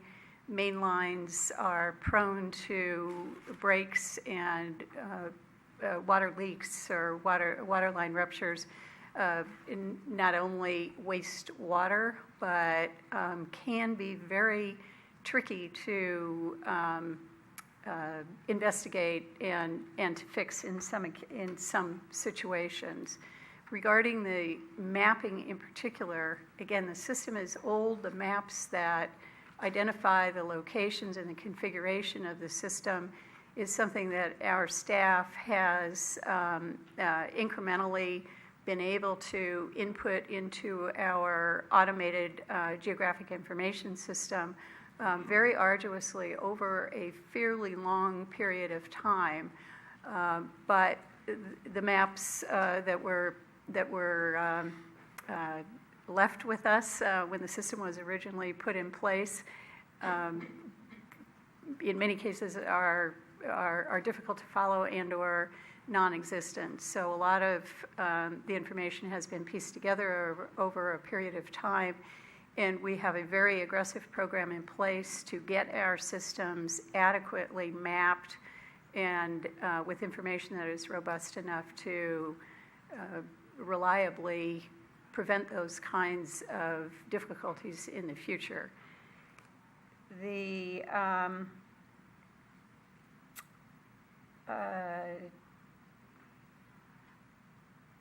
I don't know whether you can answer the question about how many people in San Bruno are participating in using the organics program. Do you have an answer for that right now? No. Okay. So we would have to look into that. And then lastly, just going back to the water main breaks, I forgot to mention one thing that when we were looking at information earlier today, I became aware that we have roughly between, at the very low level, 50 and as many as 150 or more water line breaks every year. And that is part of, but in the recent years, since about 2011, we have seen a steady, not rapid, but relatively steady increase in the number of breaks that we're experiencing every year, which is part of the imperative to get our system rehabilitated in order that we can cut back on the responses and the need for emergency and other short turnaround repairs that are time-consuming and costly. That, I believe, covers all of the questions that I noted. We had a question on debris boxes and how does that work? Why does Recology? Great. So the franchise does require that residents and businesses in San Bruno use Recology debris boxes. I will let Kirsten respond to the theory behind that. I believe it's a cost offsetting opportunity. While she's going to the podium, I would just add, or I guess I would just like to comment that revenue generated through drop boxes provided by Recology are part of the revenue picture that offsets expenditures to the ratepayers. That same drop box brought into the city by another company generates no revenue to the city and does not benefit the ratepayers. That's it. You agree, Kirsten? Okay, all right. Marty? There's a 10% franchise fee on the garbage and on the debris box. Yes. I Okay. believe so. Yes. So I guess I heard that a little different, that there was no charge the city wasn't benefiting from having the debris box usage, but we're getting 10% No, franchise fee on no, each debris box. Yes or no? If it's a box provided by Recology, the revenue for the box is included in the revenue calculation for the rate adjustment. That's revenue that's included, and the city gets a 10% franchise fee on that transaction. Okay. I just want to confirm If that. it's a box from outside of the city, from some company other than Recology, there is no benefit. Right, and that's actually prohibited unless it's from some type of recycling owner. What's the loophole for somebody to not get the debris box? The loophole is if you are the owner of the construction company doing the construction work and you actually own the debris box, then that's when you can do that. Or you can use your truck, your debris. You don't need a box, but you can use a truck to deposit that in there. Okay, Yes. that's what I remember. Thank you. Yes. Kirsten, the question came up about how does Recology get the word out regarding all of these different size cans and everything? I've seen the flyers, but maybe you could just explain. So twice annually, we have the annual brochure that we send out to all residents in San Bruno, and that goes out at the end of June, and it talks about the various services that Recology provides. We work with city staff when we review that to see that it's encompassing everything that residents might need to see. And the one coming up, we're still drafting it, so we can definitely ensure that the choices, the toter size choices are prominently displayed in that annual brochure so that we can make sure the residents, at least if it's on the front, they'll see it, not on page 2. Okay, and one more question regarding the overuse of the bins on apartment complexes. We have an issue with apartments, or is that an ongoing thing with Recology? We do see overflow. We have overflow quite often. We do charge the customers. Our drivers are supposed to tag the customer with a non-collection tag and then report it back to the office. And then we do charge the resident or the person who is utilizing the toter for the overage. Okay. To continue the revenue. And just, Kirsten, if you could describe the various things that Recology does in counseling or following up with customers where you observe that there is a need for either a larger debris box, or a larger collection container, or some other change in the service that would be beneficial both to capturing the garbage as well as to the customer themselves. Sure. We do have on staff a Waste Zero specialist that we utilize daily who communicates with the driver. So in essence, if an apartment complex is continually overflowing, essence creating more litter as well, she then reaches out to the property manager, schedules a meeting with them to ensure that all of their residents in the apartment building are recycling or subscribing to the compost program if necessary. We also have buddy bags that we distribute to multifamily residences to ensure that they have a form something, a mechanism to then recycle and bring it down to the recycling. So we are always open to, if you see one happening, please let us know. We'll get Misty, her name is Misty, out there to educate the apartment buildings that might be happening. Or Okay. commercial businesses, we do the same thing. All right. And lastly, maybe to Mark, can you just explain the 218 process? Yes, so Proposition 218 was adopted by all of the voters of California, and it's in state law, and so the 218 process isn't something that city councils locally can change. Proposition 218 has been interpreted by lots of courts, and basically what the courts and the legislature has said is that you cannot protest using email, and there's a specific procedure as to how you can protest. And that's what the city does, and that's what all cities do. We do understand and have heard over time that there's a frustration about the Proposition 218 process, and those frustrations really should be directed to the state legislature and not to local cities who don't have any power to alter those provisions. It's important for the city to comply with those provisions, because if they don't, then they can be sued for not complying. So that's the reason why the city complies with the letter of the procedures. All right, thank you. Through the chair, if I could just piggyback on that. How old is 218? It's about 20 years old or so? Yeah. What was the? And what was, 96? yeah, and what was the process, and what were cities allowed to do prior to 218? I know the answer. We were able to raise the rates frequently, without protest, right? Proposition 218 is actually a wide-ranging. It has to do in large measure with taxes, which actually requires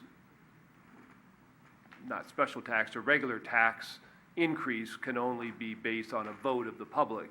But it also had to do and laid out requirements related to fees.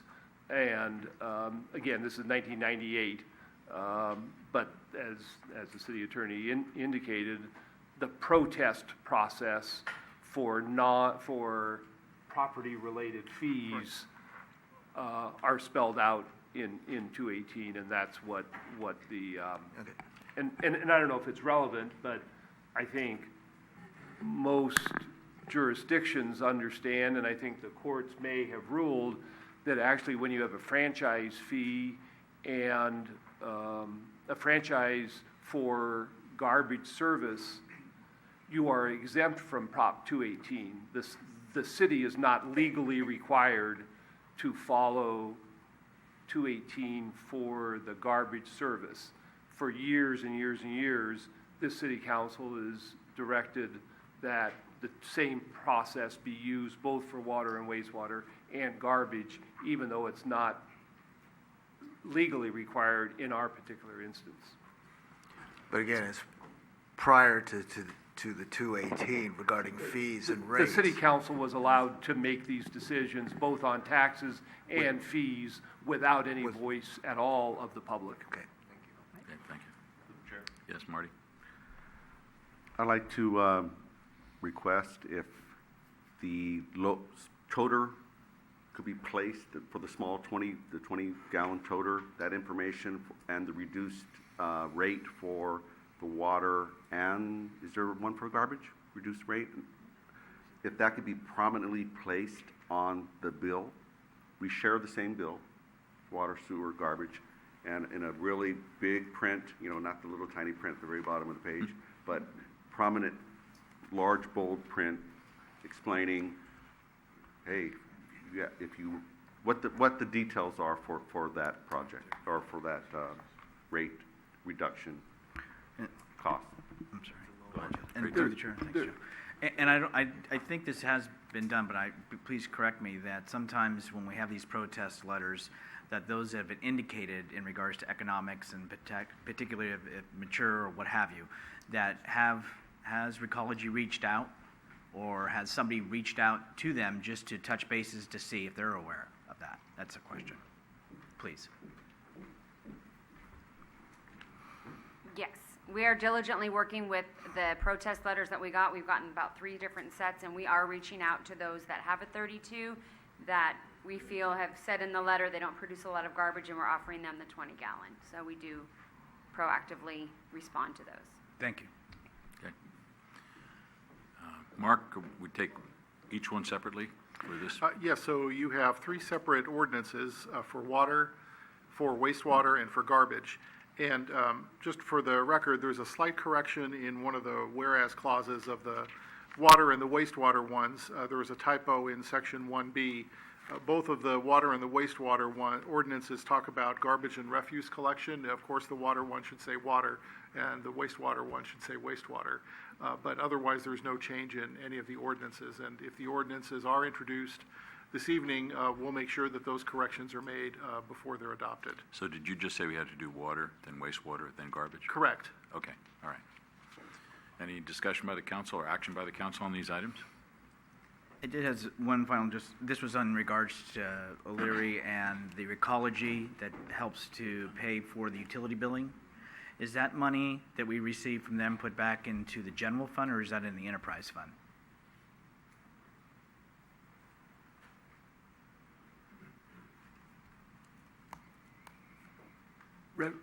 Revenue services, the expense for this is in the general fund. It's part of the finance department budget. So it is general fund, and recouping that goes into the general fund.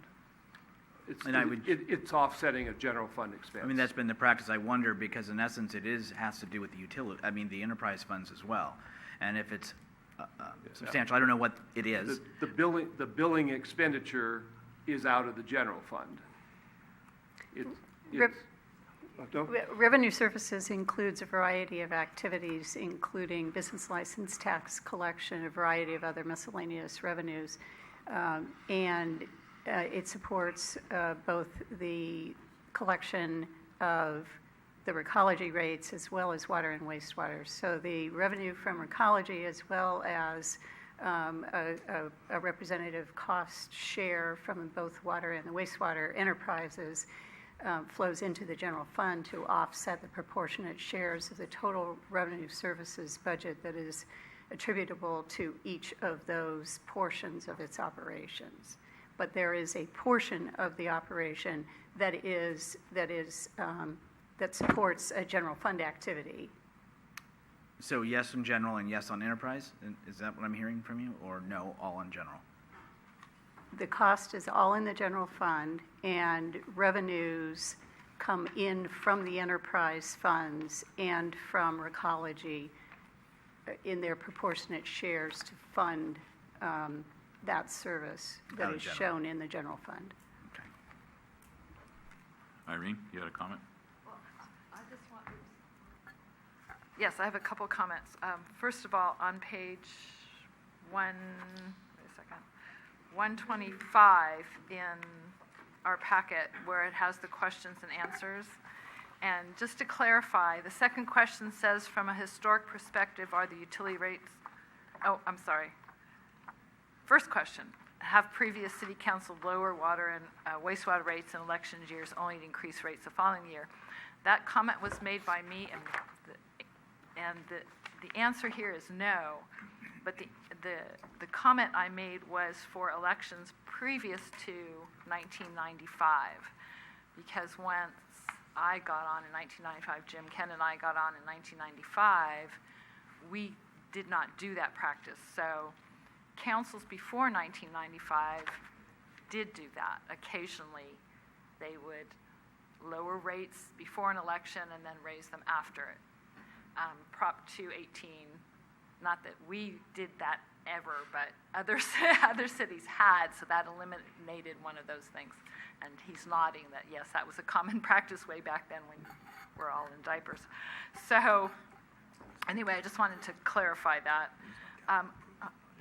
We had a lot of people talking about, why should I pay for it? I don't use it, or I only use it a little bit, or those kinds of things. And it's hard to pay water bills. It's hard to pay all our bills. And I understand that. We all pay the same water bills. We don't get a break on it. We get the same water bill you guys do. And it's not fun to write that check. But you have to remember that the system, you getting water relies on a system that is whole. And if there's a water break on Fifth Avenue, it's going to affect your water quality and break somewhere else. It's all connected. So you can't not pay your portion. It's like schooling. Everybody in here, if you own property, you help pay for schooling. Some of you have kids in the school system, some of you don't. But you still pay for the schools because that's how we do it. We all help share paying for that. We all benefit somehow or another, maybe not obviously, but somehow or another from having an educated students. So, somebody asked us to be compassionate. Trust me, we are trying to be as compassionate as possible.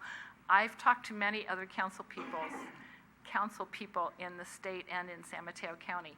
We are the only, as far as I know anyway, the only city that offers the 25% discount rate for people who can't afford it. So that's a policy we've been following, I know, at least for the 22 years we've been on the council. The other piece is the compassion has to be balanced and weighed by the fact that if we don't do these repairs, somebody's going to suffer. Somebody down the block is going to have a sewer overflow and it's going to flood their house, or they're going to have a water break and they're not going to be able to get water, or there's going to be a water break and it won't feed the fire hydrant, which we all rely on and hope we never have to use. So those are just my comments. And keep in mind, too, when we originally started this 5 years ago now, the original estimate was 10% for another 5 years. So we're actually cutting that in half. And I'd like to commend staff for being diligent and finding the efficiencies needed to lower that amount. So thank you. Okay, we have 3 items: water, wastewater, and garbage. Someone like to? Okay. Oh, okay. Didn't get a chance to comment on, we're doing water. What are we doing now? Which one are we doing? We're doing water, then wastewater, then Okay. garbage. All right, so I'm going to go ahead and give my comments now. Okay. Is that cool? All right. So I first want to thank staff for the time they put in. I also want to thank Irene for serving on the subcommittee on the utilities. We do have compassion. That's why we chose the 5%. But we have to do something. I also want to acknowledge the residents who 114 of them who wrote the protest letters, and especially to you that are sticking around on a Tuesday night at 9:30. We've heard the question. We've got some answers of why our water rates, sewer rates are so high. And we have an old city. It wasn't maintained back in the day. The money wasn't being reinvested into the systems. San Bruno was ordered to spend more money for the system, in the system, didn't do it, got sued, and now we're facing an aggressive upgrade to many of our systems. So that's the past. Speaking of the past, about 5 years ago, I was on that side, not up here on the dais, and I was a public works inspector then, and when we were proposing a 10% rate increase, I protested. I realized that for some people in a recession, we were coming right out of a recession, that I thought that rate increases were too severe, too quick in the time, and I asked the council then to meet with staff, to talk about efficiency, about what we can do as workers to help out with making things better. I also asked the council at that time to change their billing cycle or billing practices. And what had happened is the council, or the way it's set up is, a renter or anybody, which generally renters, who let an account build up, and then the city comes out and turns the water off, and then they would show up at the counter with cash to get the water back on, because you can't live in your house without the water, obviously. It'll get red tagged by the building official. So what would happen is these residents would bring some money to the counter and say, hey, can you turn the water back on? And it would get turned back on, of course. We're a city with a heart. And then perhaps the renter would kind of fall behind some more. So what would happen is that money the renter's gone, and that money would be written off. And over the years, as I pointed out then, it's hundreds of thousands of dollars over the years. It's been reduced a lot since then. I think it's down to 70,000, but 70,000 is 0.5% of a rate increase for water or sewer, your choice. So I think we should make the property owner responsible for paying the bills, and then the renter, they could recover that for the renter, and they could recover that as part of a deposit. But it's something that we shouldn't allow to be unpaid. I wanted to clarify my comment about the pump stations.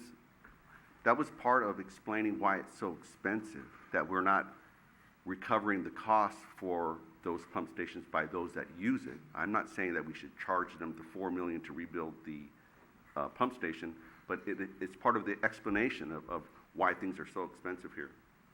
Madeline, you brought up a very important fact. Water rates, sewer rates, electricity rates, they're going to go up every year. It's a part of life now. And because we have the old city, we have more things to fix. So it's a matter of being a little too late, too little too late. You know, we didn't invest in early, and so we have to catch up. And we're trying to do that compassionately. This rate increase won't fix everything. You know, just like our streets. We don't have enough money to fix our streets. We don't even have enough money budgeted to fix our storm drains. And there are millions of dollars in unfunded repair costs that we know we need to do. And how are we going to do it? So now that we've established the limit legally of 5% by Prop 218, now what can we do to lower that rate increase? Here's what I propose. The city has not increased the rate for new developers to come into our city to pay for connecting to our rate system. When I worked here, I think it was around $5,000 for a new customer to come in. We need to increase those rates at a fair amount, like we've been doing. All us ratepayers are paying. Second point, the property owner should pay water and sewer, like our consultant was nodding over there. And Alex, I'm sorry for using you a little bit on that, but it's a common practice. We have to, as Irene said, we have to pay for this system. And if you're having somebody kind of not paying for 6 months, well, we still have to maintain that system. So those capacity charges or those fixed costs should always be included. What other revenues are available? I recall during the San Bruno Community Foundation listening campaign that a number of residents were asking for infrastructure. That $70 million from PG&E, why that some of that money should be used to fix our streets, pay for our sewer system, water system, whatever. Some people can argue, well, that money is fixed. It's in an agreement. Well, any agreement can be changed. You just got to get the other person to agree to change it. And somebody else could argue, well, it's not for salaries. Well, it doesn't have to be salaries. It could be pipe. It could be concrete. It could be a valve. It could be a regulator. It could be these fixed things. So if you were to take, and the numbers were 132,000 for 1%. So if we were to be able to get 130, 150,000 a year from the PG&E settlement money, that would cover half of 1% for both water and sewer, right? San Bruno recently, if you guys been paying attention, received, or there's been a settlement apparently, but not confirmed yet, with PG&E to give an additional $6 million. Okay, that $6 million has zero ties, no restrictions. So taking $150,000, put it for water per year, take $150,000, put it in sewer a year, that is going to cover another percent. So working down to reduce, and I think, Ken, you said 3. If we can get down to 3, that's part of the reason why I ran for council, is to control the rates, to do things differently. Now, what can staff do? No. What can staff do? Well, let's ask staff. We've had I know, 8 years since we had a meeting with staff to figure out, hey, all hands on deck. What can we do to improve things around here? They have the answers. The people that work have the solutions. Typically, the people that manage, they're managing. They're not doing the work, so they can't see how it's going to get better. So those are the things I'm proposing. Those are the things I want to see. Together, we can pay for the proposed rate increases because we have to. We have to continue reinvesting in our system. Thank you. All right. Rico, do you have anything? I had said this last time when we voted for the Prop 218 that I was not convinced at that time. And first and foremost, I want to start off saying, because I've served with some of my colleagues for several years, one for a shorter time, and for my personal self, they do have compassion. They are compassionate people. People don't run for council and sit up. I don't believe and do it for other than having compassion and care for the community. So that's to be fair up front with the people I serve with. But on the side of rates have to go up, and I said that years ago, and I still concur that they do. I'm one about efficiency and effectiveness. I brought that up at the last meeting. I don't know that I'm again convinced. I'm not comfortable. I can tell you that I look at it, and yes, it's much better than the 10% for water and 10% for sewer. But also I'm looking at it and saying we want to commit to the 5 and 5 for 5 years, and yet we do a budget annually, and the most we did was biannually. We went back to annually. So how do we really project out for that length of time to really know efficiencies and effectivenesses? Because let's be honest, when the toll on a bridge goes up, it does not come down. If a rate increase comes up, likely it will not come down, not saying it can't, because it does leave that latitude to do that. But I also know that if we were in a private business and saying to your customers, for the next 5 years, I want you to stay with me, and we're going to increase it 10%, 10%, 10%, which we were already doing 20, 20, and 20. We might not have those customers, but in the city of San Bruno, we are the only game right now that offers the ecology and offers the sewer and water, of course. And there's reasons for it, I get it, but it's about not being comfortable about what we're putting on in 5 years, a potential of a 50%, or 5 and 5, which is 10% for each year. So I am not comfortable with that. I would like to see avenues and opportunities for effectiveness and efficiency, and I would like to see us try to tackle it and get it down from the 5. Okay, anything, Ken? Well, I'm not going to mince words. If I was sitting out there, I'd probably protest also. But I've been sitting up here for 20 years, and it was 20 years ago that we spiked the rates. And it's because I had experienced monthly water main breaks on my street, probably along the lines of the river that was going down San Anselmo. And I got to talk to the maintenance workers, to the water, the guys, and it's always breaks in the middle of the night, never breaks during the day. And so got to know what they were doing, and they were the ones that said, we need a plan. We can't be putting Band-Aids on our systems. And I know we've been talking about 100-year-old, 60-year-old pipes, and I'm hoping that we will soon be able to say that we don't have any more 100-year-old pipes. But I committed, and the responsibility of representing this community and making these tough decisions is that we have to set aside our personal financial issues. I remember 5 years ago, I choked up because I saw that 10%. I had my bill in front of me with the 10% increase on it. I don't know how I'm going to do it. I mean, I don't make a lot of money, every other month, and so. But I had to make that decision because I had made it consistently, and we can't stop now. We just can't stop now, and that's why I asked that question: what is the bottom line? What is the amount that we can raise and still make a difference in improving the system, this 100-year-old system? And I'm satisfied that we're at 5%, and I'm satisfied with what projects we've been improving, what projects we've been accomplishing. Yeah, and they're, like I said, they're the most expensive projects in the city, year in and year out. And so maybe we can look at some efficiencies and, consistently be maybe $2 million less every year on these projects that get bid out. But then again, it's the most expensive place to live, and it's the most expensive place to build. So there is, I appreciate your protest.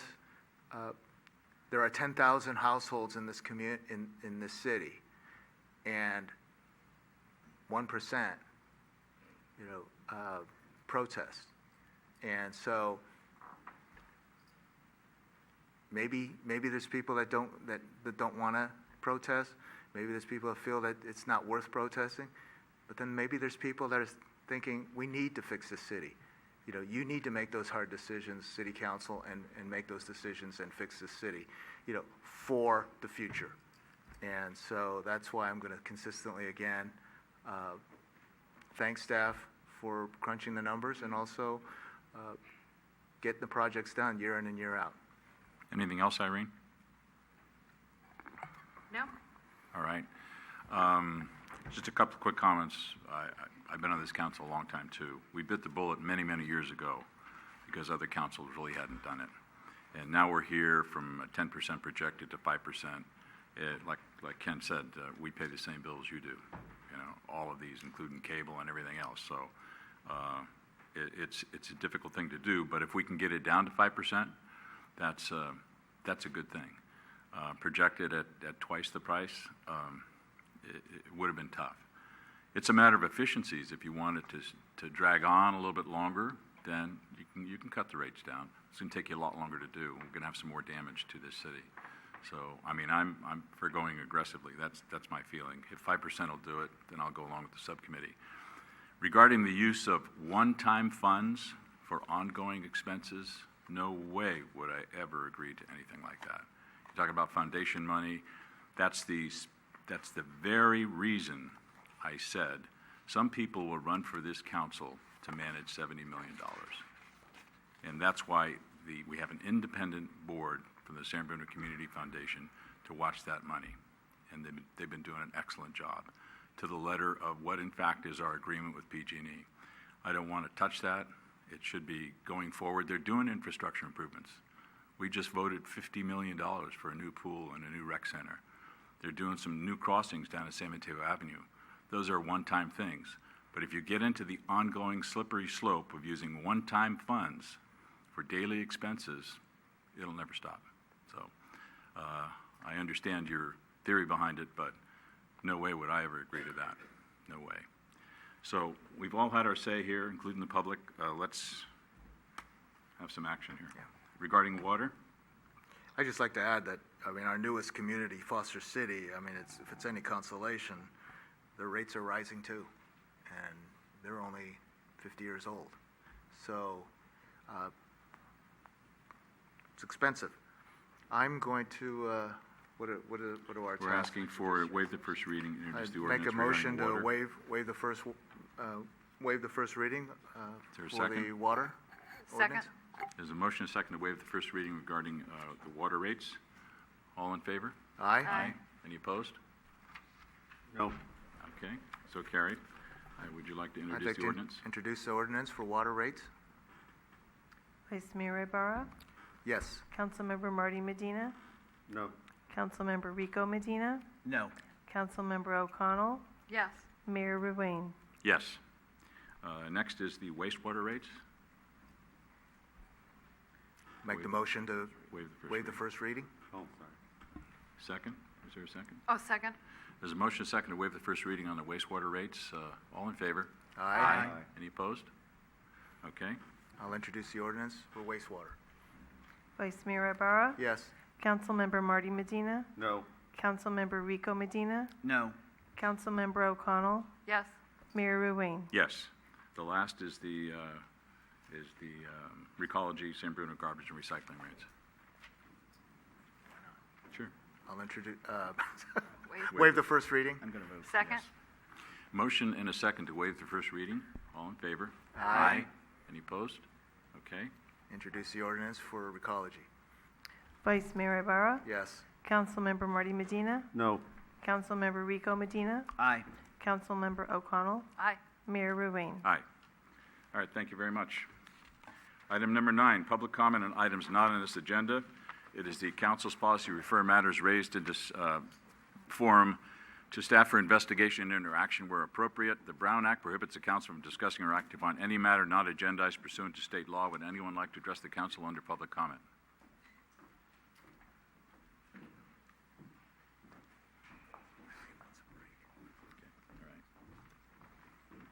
Good evening. I just wanted to thank the council for the recent Dogs in the Park 6-month thing. I've been in the park often, and there's a lot of people enjoying their family members, their four-legged family members in the park. I'd also like to thank Ken Ibarra for supporting Relay for Life. It was a very good event, and I'll stand here and say that San Bruno now raised the most amount of money of any San Bruno-led team, $3,890. Thanks for challenging me, Ken, for a good cause. And then I'd like to just ask you all to, we've been asking for a reporting app to kind of make things a little bit easier when there's code enforcement issues or graffiti. And I'm not really sure when that app's going to be available to the public, but if you could check and see when it might be, I'd appreciate it. Okay. And that's it. Thank you. All right, thank you. Anyone else?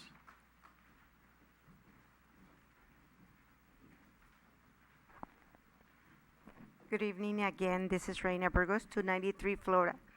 I also want to echo what Mr. Seymour said about dogs in the park. We're very pleased, and it seemed like a lot of people are actually enjoying, and they are picking up after their four-legged kids. Thank you so much,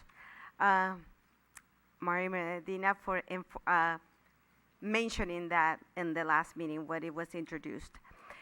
Now I want to ask also on the east side, since we live on the east side, whether it is, and my concern has nothing to do with dogs in the park, is something to do with illegally parking, cars parked in every which way. I guess the residents park however they coming from. They park even though it's not the right way to park. They park in the lawn, they park everywhere. And I'm talking about the east side. How do I know this? Because every morning, okay, I walk 5 miles a day in the morning and the afternoon. So I go up and down San Bruno. So I want to know if that is being enforced. If I also briefed the 75-page guide, code enforcement guide. I want to know if that is being enforced, and if so, where to report it. And thank you so much. All right. Anyone else? All right. Before we get into conduct of business, we're going to take a 2-minute break.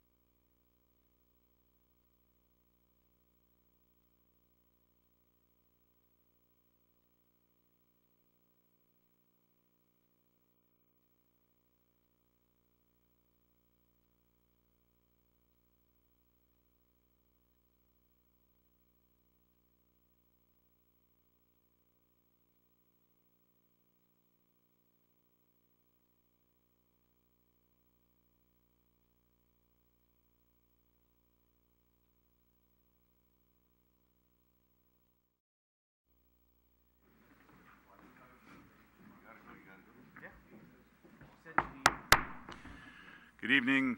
We're going to call the City Council back to order here. Item number 10, conduct of business. The first item is A, adopt a resolution designating certain positions as the authorized agent for the City of San Bruno to obtain state and federal financial assistance under the Robert T. Stafford Disaster Relief and Emergency Assistance Act of 1988 and the California Disaster Assistance Act. Good evening, Honorable Mayor and members of the City Council. You're probably looking at me and saying, oh no, what does he want now?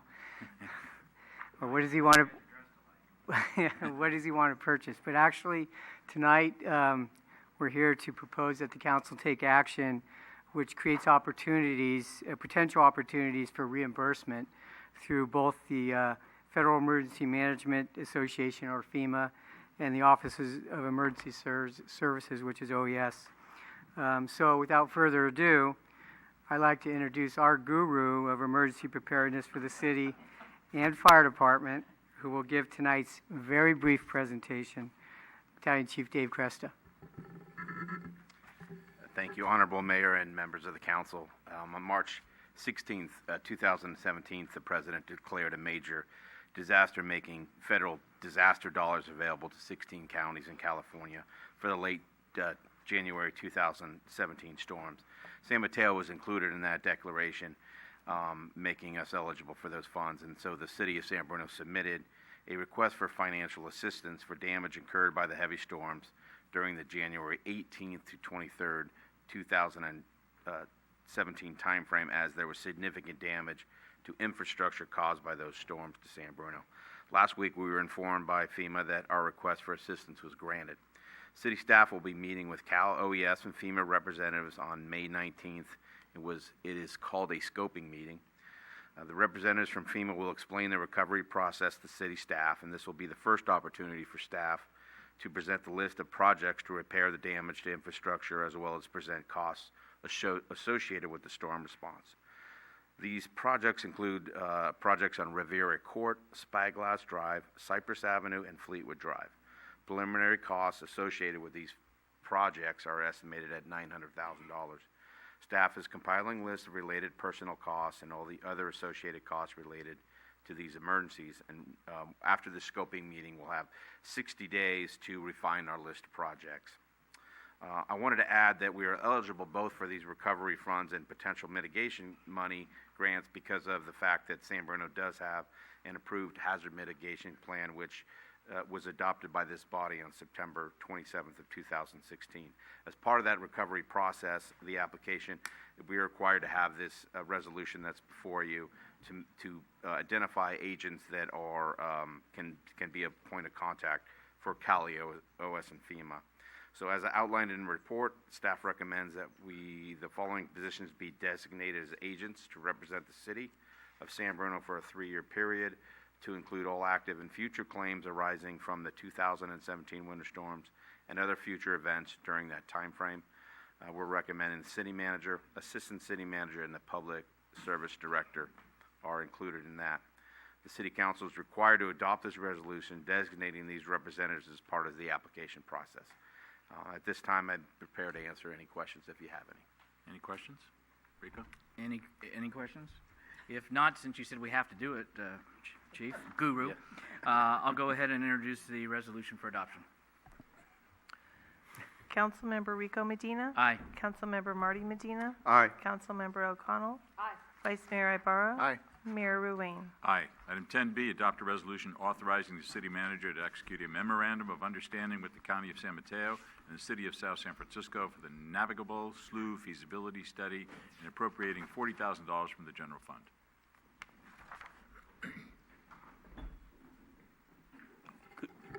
Good evening, Honorable Mayor, members of the City Council.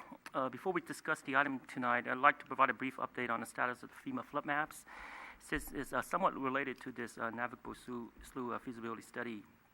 As you're aware, staff has been continuously working and coordinating with FEMA since we learned about this flood maps, at the end of 2014, and which included a majority of the Bel Air neighborhood into the flood zone. And staff came to council, recommended to award a contract to a consultant, Moffitt & Nichols, to provide technical assistance and provide a status update on this FEMA item about 5 times since January of 2015. So just to recap here, This slide shows the flood inundation area in the Bel Air neighborhood based on FEMA analysis. There are three sources of flooding. One is the Navigable Slough located in South San Francisco, the tide gate structure at the end of San Bruno Channel owned and maintained by the county and as well as the San Francisco Airport levees. The shaded area within the red oval is the Bel Air neighborhood that is being included in the FEMA maps. And Moffitt and Nichol assisted the city in completing the more detailed analysis, what you call a two-dimensional model that took into account time duration of the tides and terrain and compared it to the FEMA 1D or their static model, determine whether there were any flood inundation that can be reduced. Since the detailed hydraulic analysis completed by Moffitt and Nichol shows substantial reduction in flood inundation areas within the Bel Air neighborhood, staff, along with the council support, submitted an appeal to FEMA. And although we are unsure of the final outcome, we believe that the submission of an appeal was necessary in order to support many of our residents living in the Bel Air neighborhood who will be financially impacted through the mandatory requirement to purchase flood insurance once their properties are mapped into the flood zone. So this slide shows the comparison side by side between FEMA's mapping and the city's hire firm, Moffitt and Nichol analysis. And the FEMA's mapping is on the left and the Moffitt and Nichol's results on the right. As you can see, majority of the properties south of Pine Street are all removed from the flood maps using the 2D hydraulic modeling approach. And however, the location that remains is the neighborhood north of Pine Street, which I'll discuss a bit later on how that area can be potentially removed as well. Currently, the flood maps for the entire San Mateo County are on hold until the appeal for both South San Francisco and San Bruno is resolved. Just for your curiosity, out of all the 20 agencies in the peninsula, only 2 agencies submitted an appeal to FEMA. On March 21st of this year, we had staff along with Brian Perkins from the Congresswoman Jackie Spears' office attended a meeting with FEMA representative to discuss this 2D modeling approach and the next steps, which is the scientific resolution panel process. And also in attendance were staff from the County of Alameda Flood Control District, the County of Santa Clara, and Port of Oakland. FEMA wanted to discuss with all these agencies because most of the agencies are either in an appeal period or have their appeal denied or intended to submit an appeal based on to 2D modeling approach. So during the discussion, all agencies mentioned to FEMA that their FEMA 1D approach is very conservative, and the 2D modeling provided more accurate results. FEMA provided the agencies information in regards to the SRP process and mentioned that it would take approximately 30 to 60 days for panel selection and 90 days after to convene a panel. Both South San Francisco and San Bruno has yet to hear anything from FEMA in regards to the panel selection since the meeting. In regards to public outreach, I know both the city and Brian Perkins have requested FEMA to conduct a community meeting with the public earlier this year, since FEMA had conducted these type of community meetings for other agencies by bringing their representatives to answer questions related to the flood study and flood insurance requirements. FEMA is reluctant to provide any of their staff to be present in these community meetings until the maps are determined to be accurate. So neither FEMA nor the Congresswoman or Brian Perkins, advises the community meeting be held without FEMA's participation. So in regards to schedule, since the city is currently in the SRP stage, the SRP panel needs to be established first. Then FEMA would issue what is called a letter of final map determination. Then 6 months after that, the final maps will be issued. Then the insurance requirements will be will start 6 months after the final maps are finalized. Therefore, residents have approximately more than a year before having to purchase the flood insurance. So how's the FEMA maps related to the Navigable Slough feasibility study, and how is it going to benefit the city of San Bruno? So, as presented earlier, the slough, was determined to be one of the flood sources, on the FEMA map. So, Moffitt and Nichol analyzed that the south bank of the slough, elevation is lower, so it overtops, and the water is assumed to be coming down along Shaw Road and into city of San Bruno and flood the 7th Avenue Walnut, neighborhood. So improvements to the Navigable Slough will potentially remove the properties around the 7th and Walnut. So that entire area will potentially be removed if the flap gate is installed there. So The slough was also identified as being vulnerable in the sea level rise study that was conducted as part of the San Bruno and Coma Creek resiliency study. And that study also indicated that improvements to the slough will also be required to prevent flooding from sea level rise in South San Francisco and San Bruno. So here's a closer look of the navigable slough. It's an unimproved earthen channel that drains, a small area of South San Francisco and passes under 101 and South Airport Boulevard in concrete box culverts. And so the study, it's a collaborative effort between South San Francisco, San Bruno, and county. And the county will be managing the project with support from both cities. And the work will focus primarily on assessment of the slough to determine whether the installation of the tie gate or flap gate on the existing box culvert is feasible in terms of flood control aspects. And it will also evaluate the potential habitat impacts and determine the requirement for CEQA.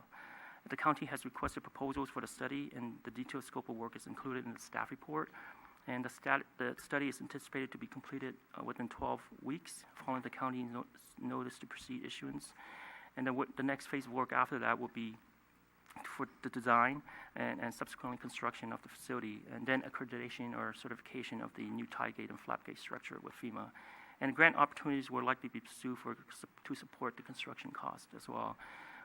As for fiscal impact, the memorandum of understanding is being requested by the county for the cost sharing services between the county and both agencies, South San Francisco and San Bruno. So each agency will be contributing $40,000 to perform the study and initiate the environmental permitting discussions with the regulatory agency. So, and currently there are no funding that can be used to cover the cost of this contract, and staff is recommending to appropriate the amount of $40,000 from the general fund.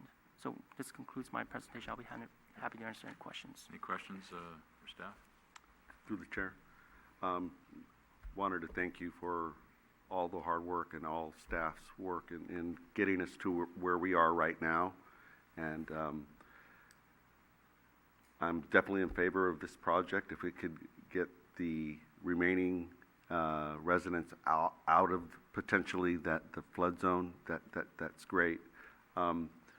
But speaking for those properties that are north of Pine, they can staff remind me of how often they've been contacted or how they've been contacted to let them know that they're the most vulnerable in our city in the flood zone, where the other ones south of Pine were hopefully going to be successful in having the 2D model approved. So I just feel that if not telling somebody that they're a prime target in their property, and that while we know it now and waiting until something's finally determined, I think that is, I'm not in favor of doing that. I'd like to give them proper advance notice now, even though it's not final, but it's, if I lived there, I would want to know. I wouldn't want to wait a year from now and then be told, well, Mr. Medina, your property is in this new FEMA zone. And, well, when did that happen? And they said, well, it started in 2014. So those are my comments. Through the chair, can you clarify, Jimmy, could you go back to the other map that shows the flood area? So the one on the left is FEMA's rendition of it, if nothing, because all the things that were there are not certified by FEMA. They don't acknowledge that the airport is there and that all those things that the airport has and all that stuff. The one on the right is the consultants saying that this is more real, and what you're saying is if we approve this study, and correct me if I'm wrong, if we approve this study, hopefully the study would show that if you do the improvements on the navigable slough, then even that part will be gone. Is that correct? That's correct. Okay, so I don't want people to get confused. If if we tell the people who FEMA thinks might be flooded, it would be everybody on the left. Not the right, the left side, all those people. The right side is, no, we're fighting for everybody, and hopefully there won't be anybody in that area. So I think that's why Mr. Perkins and Jackie's office and everybody we've talked to is saying, we're going to tell somebody, well, you might be in FEMA, you might not, we don't know. You might have to do this, you might have to do it in a year, you might have to do it in 2 years. I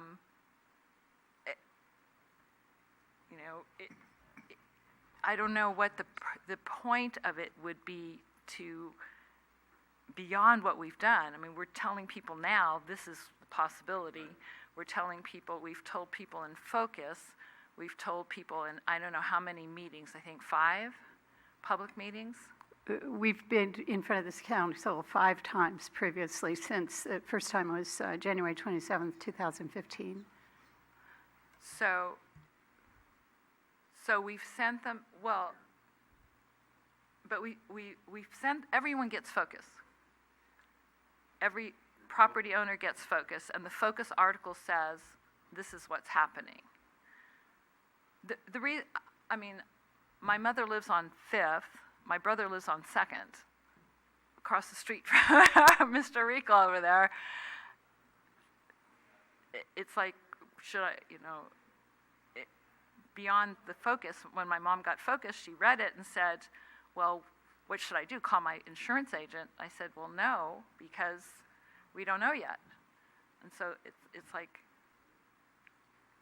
anyway, what the point of all of what I'm saying is, we have told people, we have told the public in general, we have sent information out on focus.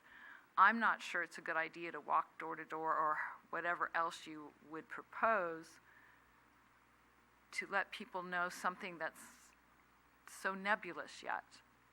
I mean, maybe we could, as soon as we get some kind of more concrete information, then I would say absolutely, and I'll go help knock on doors.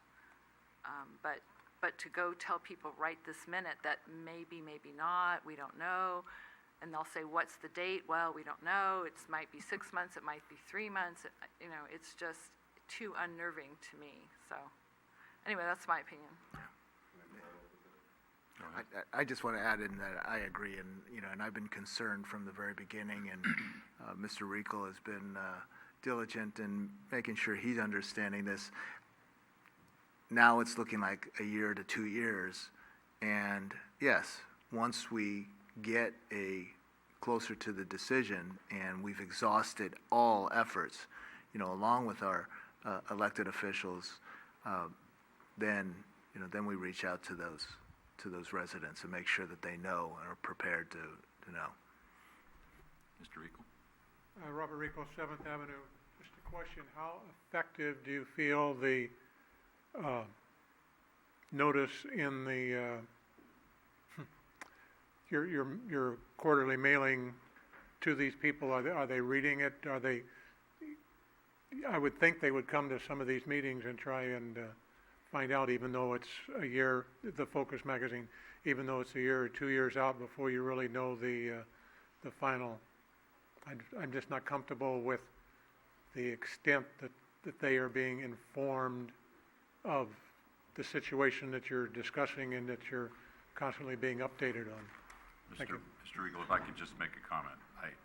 As far as I'm concerned, there is literally a handful of people, Mr. Medina, you included, that are asking about this.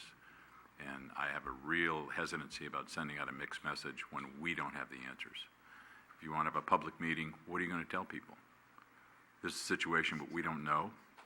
So given the fact that we may know well in advance, over a year in advance, I mean, that's fine. But we haven't heard any big outcries. We haven't heard, anybody that's really worried, other than literally a handful of people who are asking a question that we can't answer. So, Chair. So, but Focus isn't printed in Spanish. And a lot of people live in that area speak Espanol. And so they're going to get Focus and they're not going to read it because they can't read it. So, a fact sheet listing what we did, one page of where we're at, and we're sharing the information that we know. And it's printed in Spanish. I get it. That's all, but that's okay, you know, that's what I would like to do. If I don't have support on it, then... No, it's not you don't have support. This is not just some one-page fact sheet. This is very complex stuff. And how do you explain that to someone that's, you know, especially what you're saying, is someone that doesn't speak English well?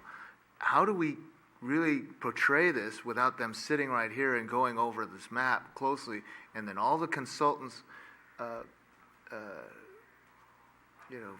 arguments, and then the arguments that are coming from FEMA, you know, and that whole bureaucracy. And I mean, I get it. I mean, until we have something more concrete that we can, you know, rally to these residents, yeah, I'll be right there also to make sure that every single resident gets notification. But until then, I mean, I think you're going to just scare them. I think you just scare them, and it could end up being, and I'm hopefully confident that it turns out to be nothing. And but until we get there, yeah, I mean, I'm hoping I'm confident we'll have enough time to alert these residents. The item here is regarding the SLU feasibility study. Would someone like to? I'll adopt the resolution. Excuse me. Thank you. Vice Mayor Ibarra? Yes. Councilmember Marty Medina? Yes. Councilmember Rico Medina? Aye. Councilmember O'Connell? Yes. Mayor Ruane? Yes. And finally, item 10C, adopt a resolution affirming compliance with the Surplus Land Act, Assembly Bill 2135.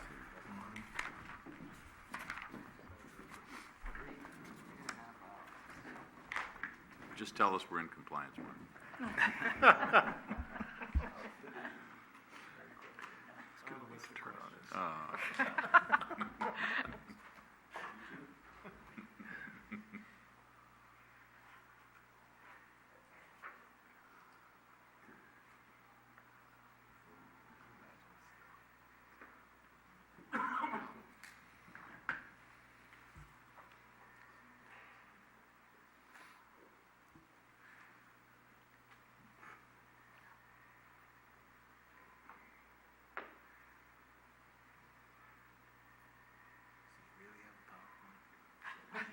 Really?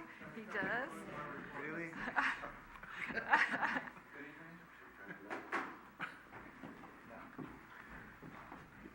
Need to turn on his mic.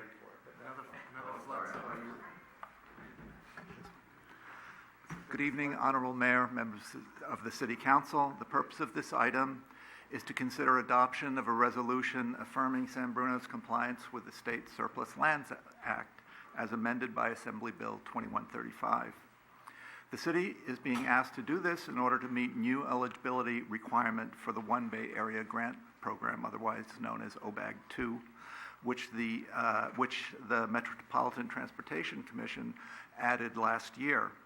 Otherwise, San Bruno meets all other eligibility requirements for OBAG grants, including a certified housing element, complete streets resolution, and we annually submit our housing element annual progress reports. OBAG 2 is the second round of federal funding designed to support the goals of Plan Bay Area 2040, which is the long-range growth strategy for the San Francisco Bay Area that integrates planning for transportation, land use, and housing. This is important for two reasons, the adoption of this resolution. First, in March 2017, San Bruno was awarded an OBAG 2 grant of $914,000 from CCAG to fund bicycle and pedestrian improvements along Huntington Avenue to implement the city's walk and bike plan. And in order to receive the funds, the city must adopt a resolution affirming compliance with the Surplus Lands Act. Second, OBAG 2 is projected to total roughly $916 million to fund projects from 2017 through 2022. The funds will be used to support regional and local projects that promote active transportation, streetscape improvements, and housing-related programs, primarily located in priority development areas. And the map that's projected there shows San Bruno's priority development area, which, as you can see, covers most of the eastern portion of the city from El Camino to the eastern city boundary, and it also includes the shops at Tanforan, Town Center, the crossing area, the Navy Site-specific plan area, Bay Hill Office Park, and the Bay Hill Shopping Center. So we're eligible to apply for funding that would apply within our PDA, which is this entire area. By adopting the resolution, San Bruno will also be eligible for the OBAG 2 Challenge Grant Program, which will award $40 million to local jurisdictions that produce the most affordable housing units in their priority development areas. And that concludes my presentation. Mark Zaffarano is here to summarize AB 2135. Because at 10:20, there's nothing more exciting than the Surplus Lands Act. No, there's really nothing to add. The Surplus Lands Act, the city is required to comply anyway. The amendment makes some tweaks to the act. The city would be required to comply with whatever amendments are made. And what this resolution does is simply make the city, or allow the city to be eligible for the grants that Mark has indicated to you. Okay. Any questions? Through the chair, I just want to make a comment that we didn't have a priority development, we wouldn't have gotten this grant. And there were cities that didn't have PDAs, and they couldn't apply. And so, but I was looking. This PDA is different. I mean, did we adopt this map? You did. It was expanded in 2015. So it included, previously included mostly the former redevelopment area.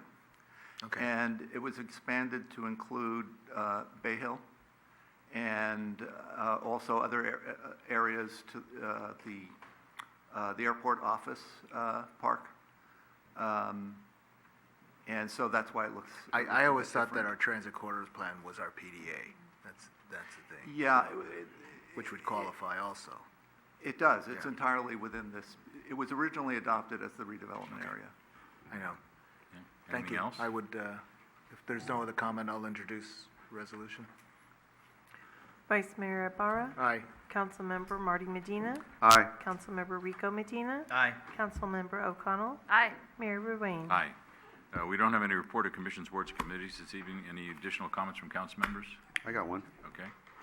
I just want to thank Ken here for Relay for Life. It was a great event, and did an amazing job, so thank you. Through the chair, Rico? I want to thank the Beautification Task Force for Operation Clean Sweep. Not only did they somehow arrange a beautiful day, got that one out, but great participation, as most of us who were in registration saw that firsthand. Yes. So congratulations to the committee for a great Saturday. Good. Okay, I do want to acknowledge Relay for Life. I was responsible for the weather on that day. And April 29th and 30th. I do want to, community service, I want to specifically, all departments that were involved in this, since it was the first time in the city of San Bruno. Carrie Burns, Danielle Brewer, Dan Venetia, San Bruno Park School District for lending us their parking lot, fire department, police department for having a constant presence. I mean, that was a concern. Recology also, yeah.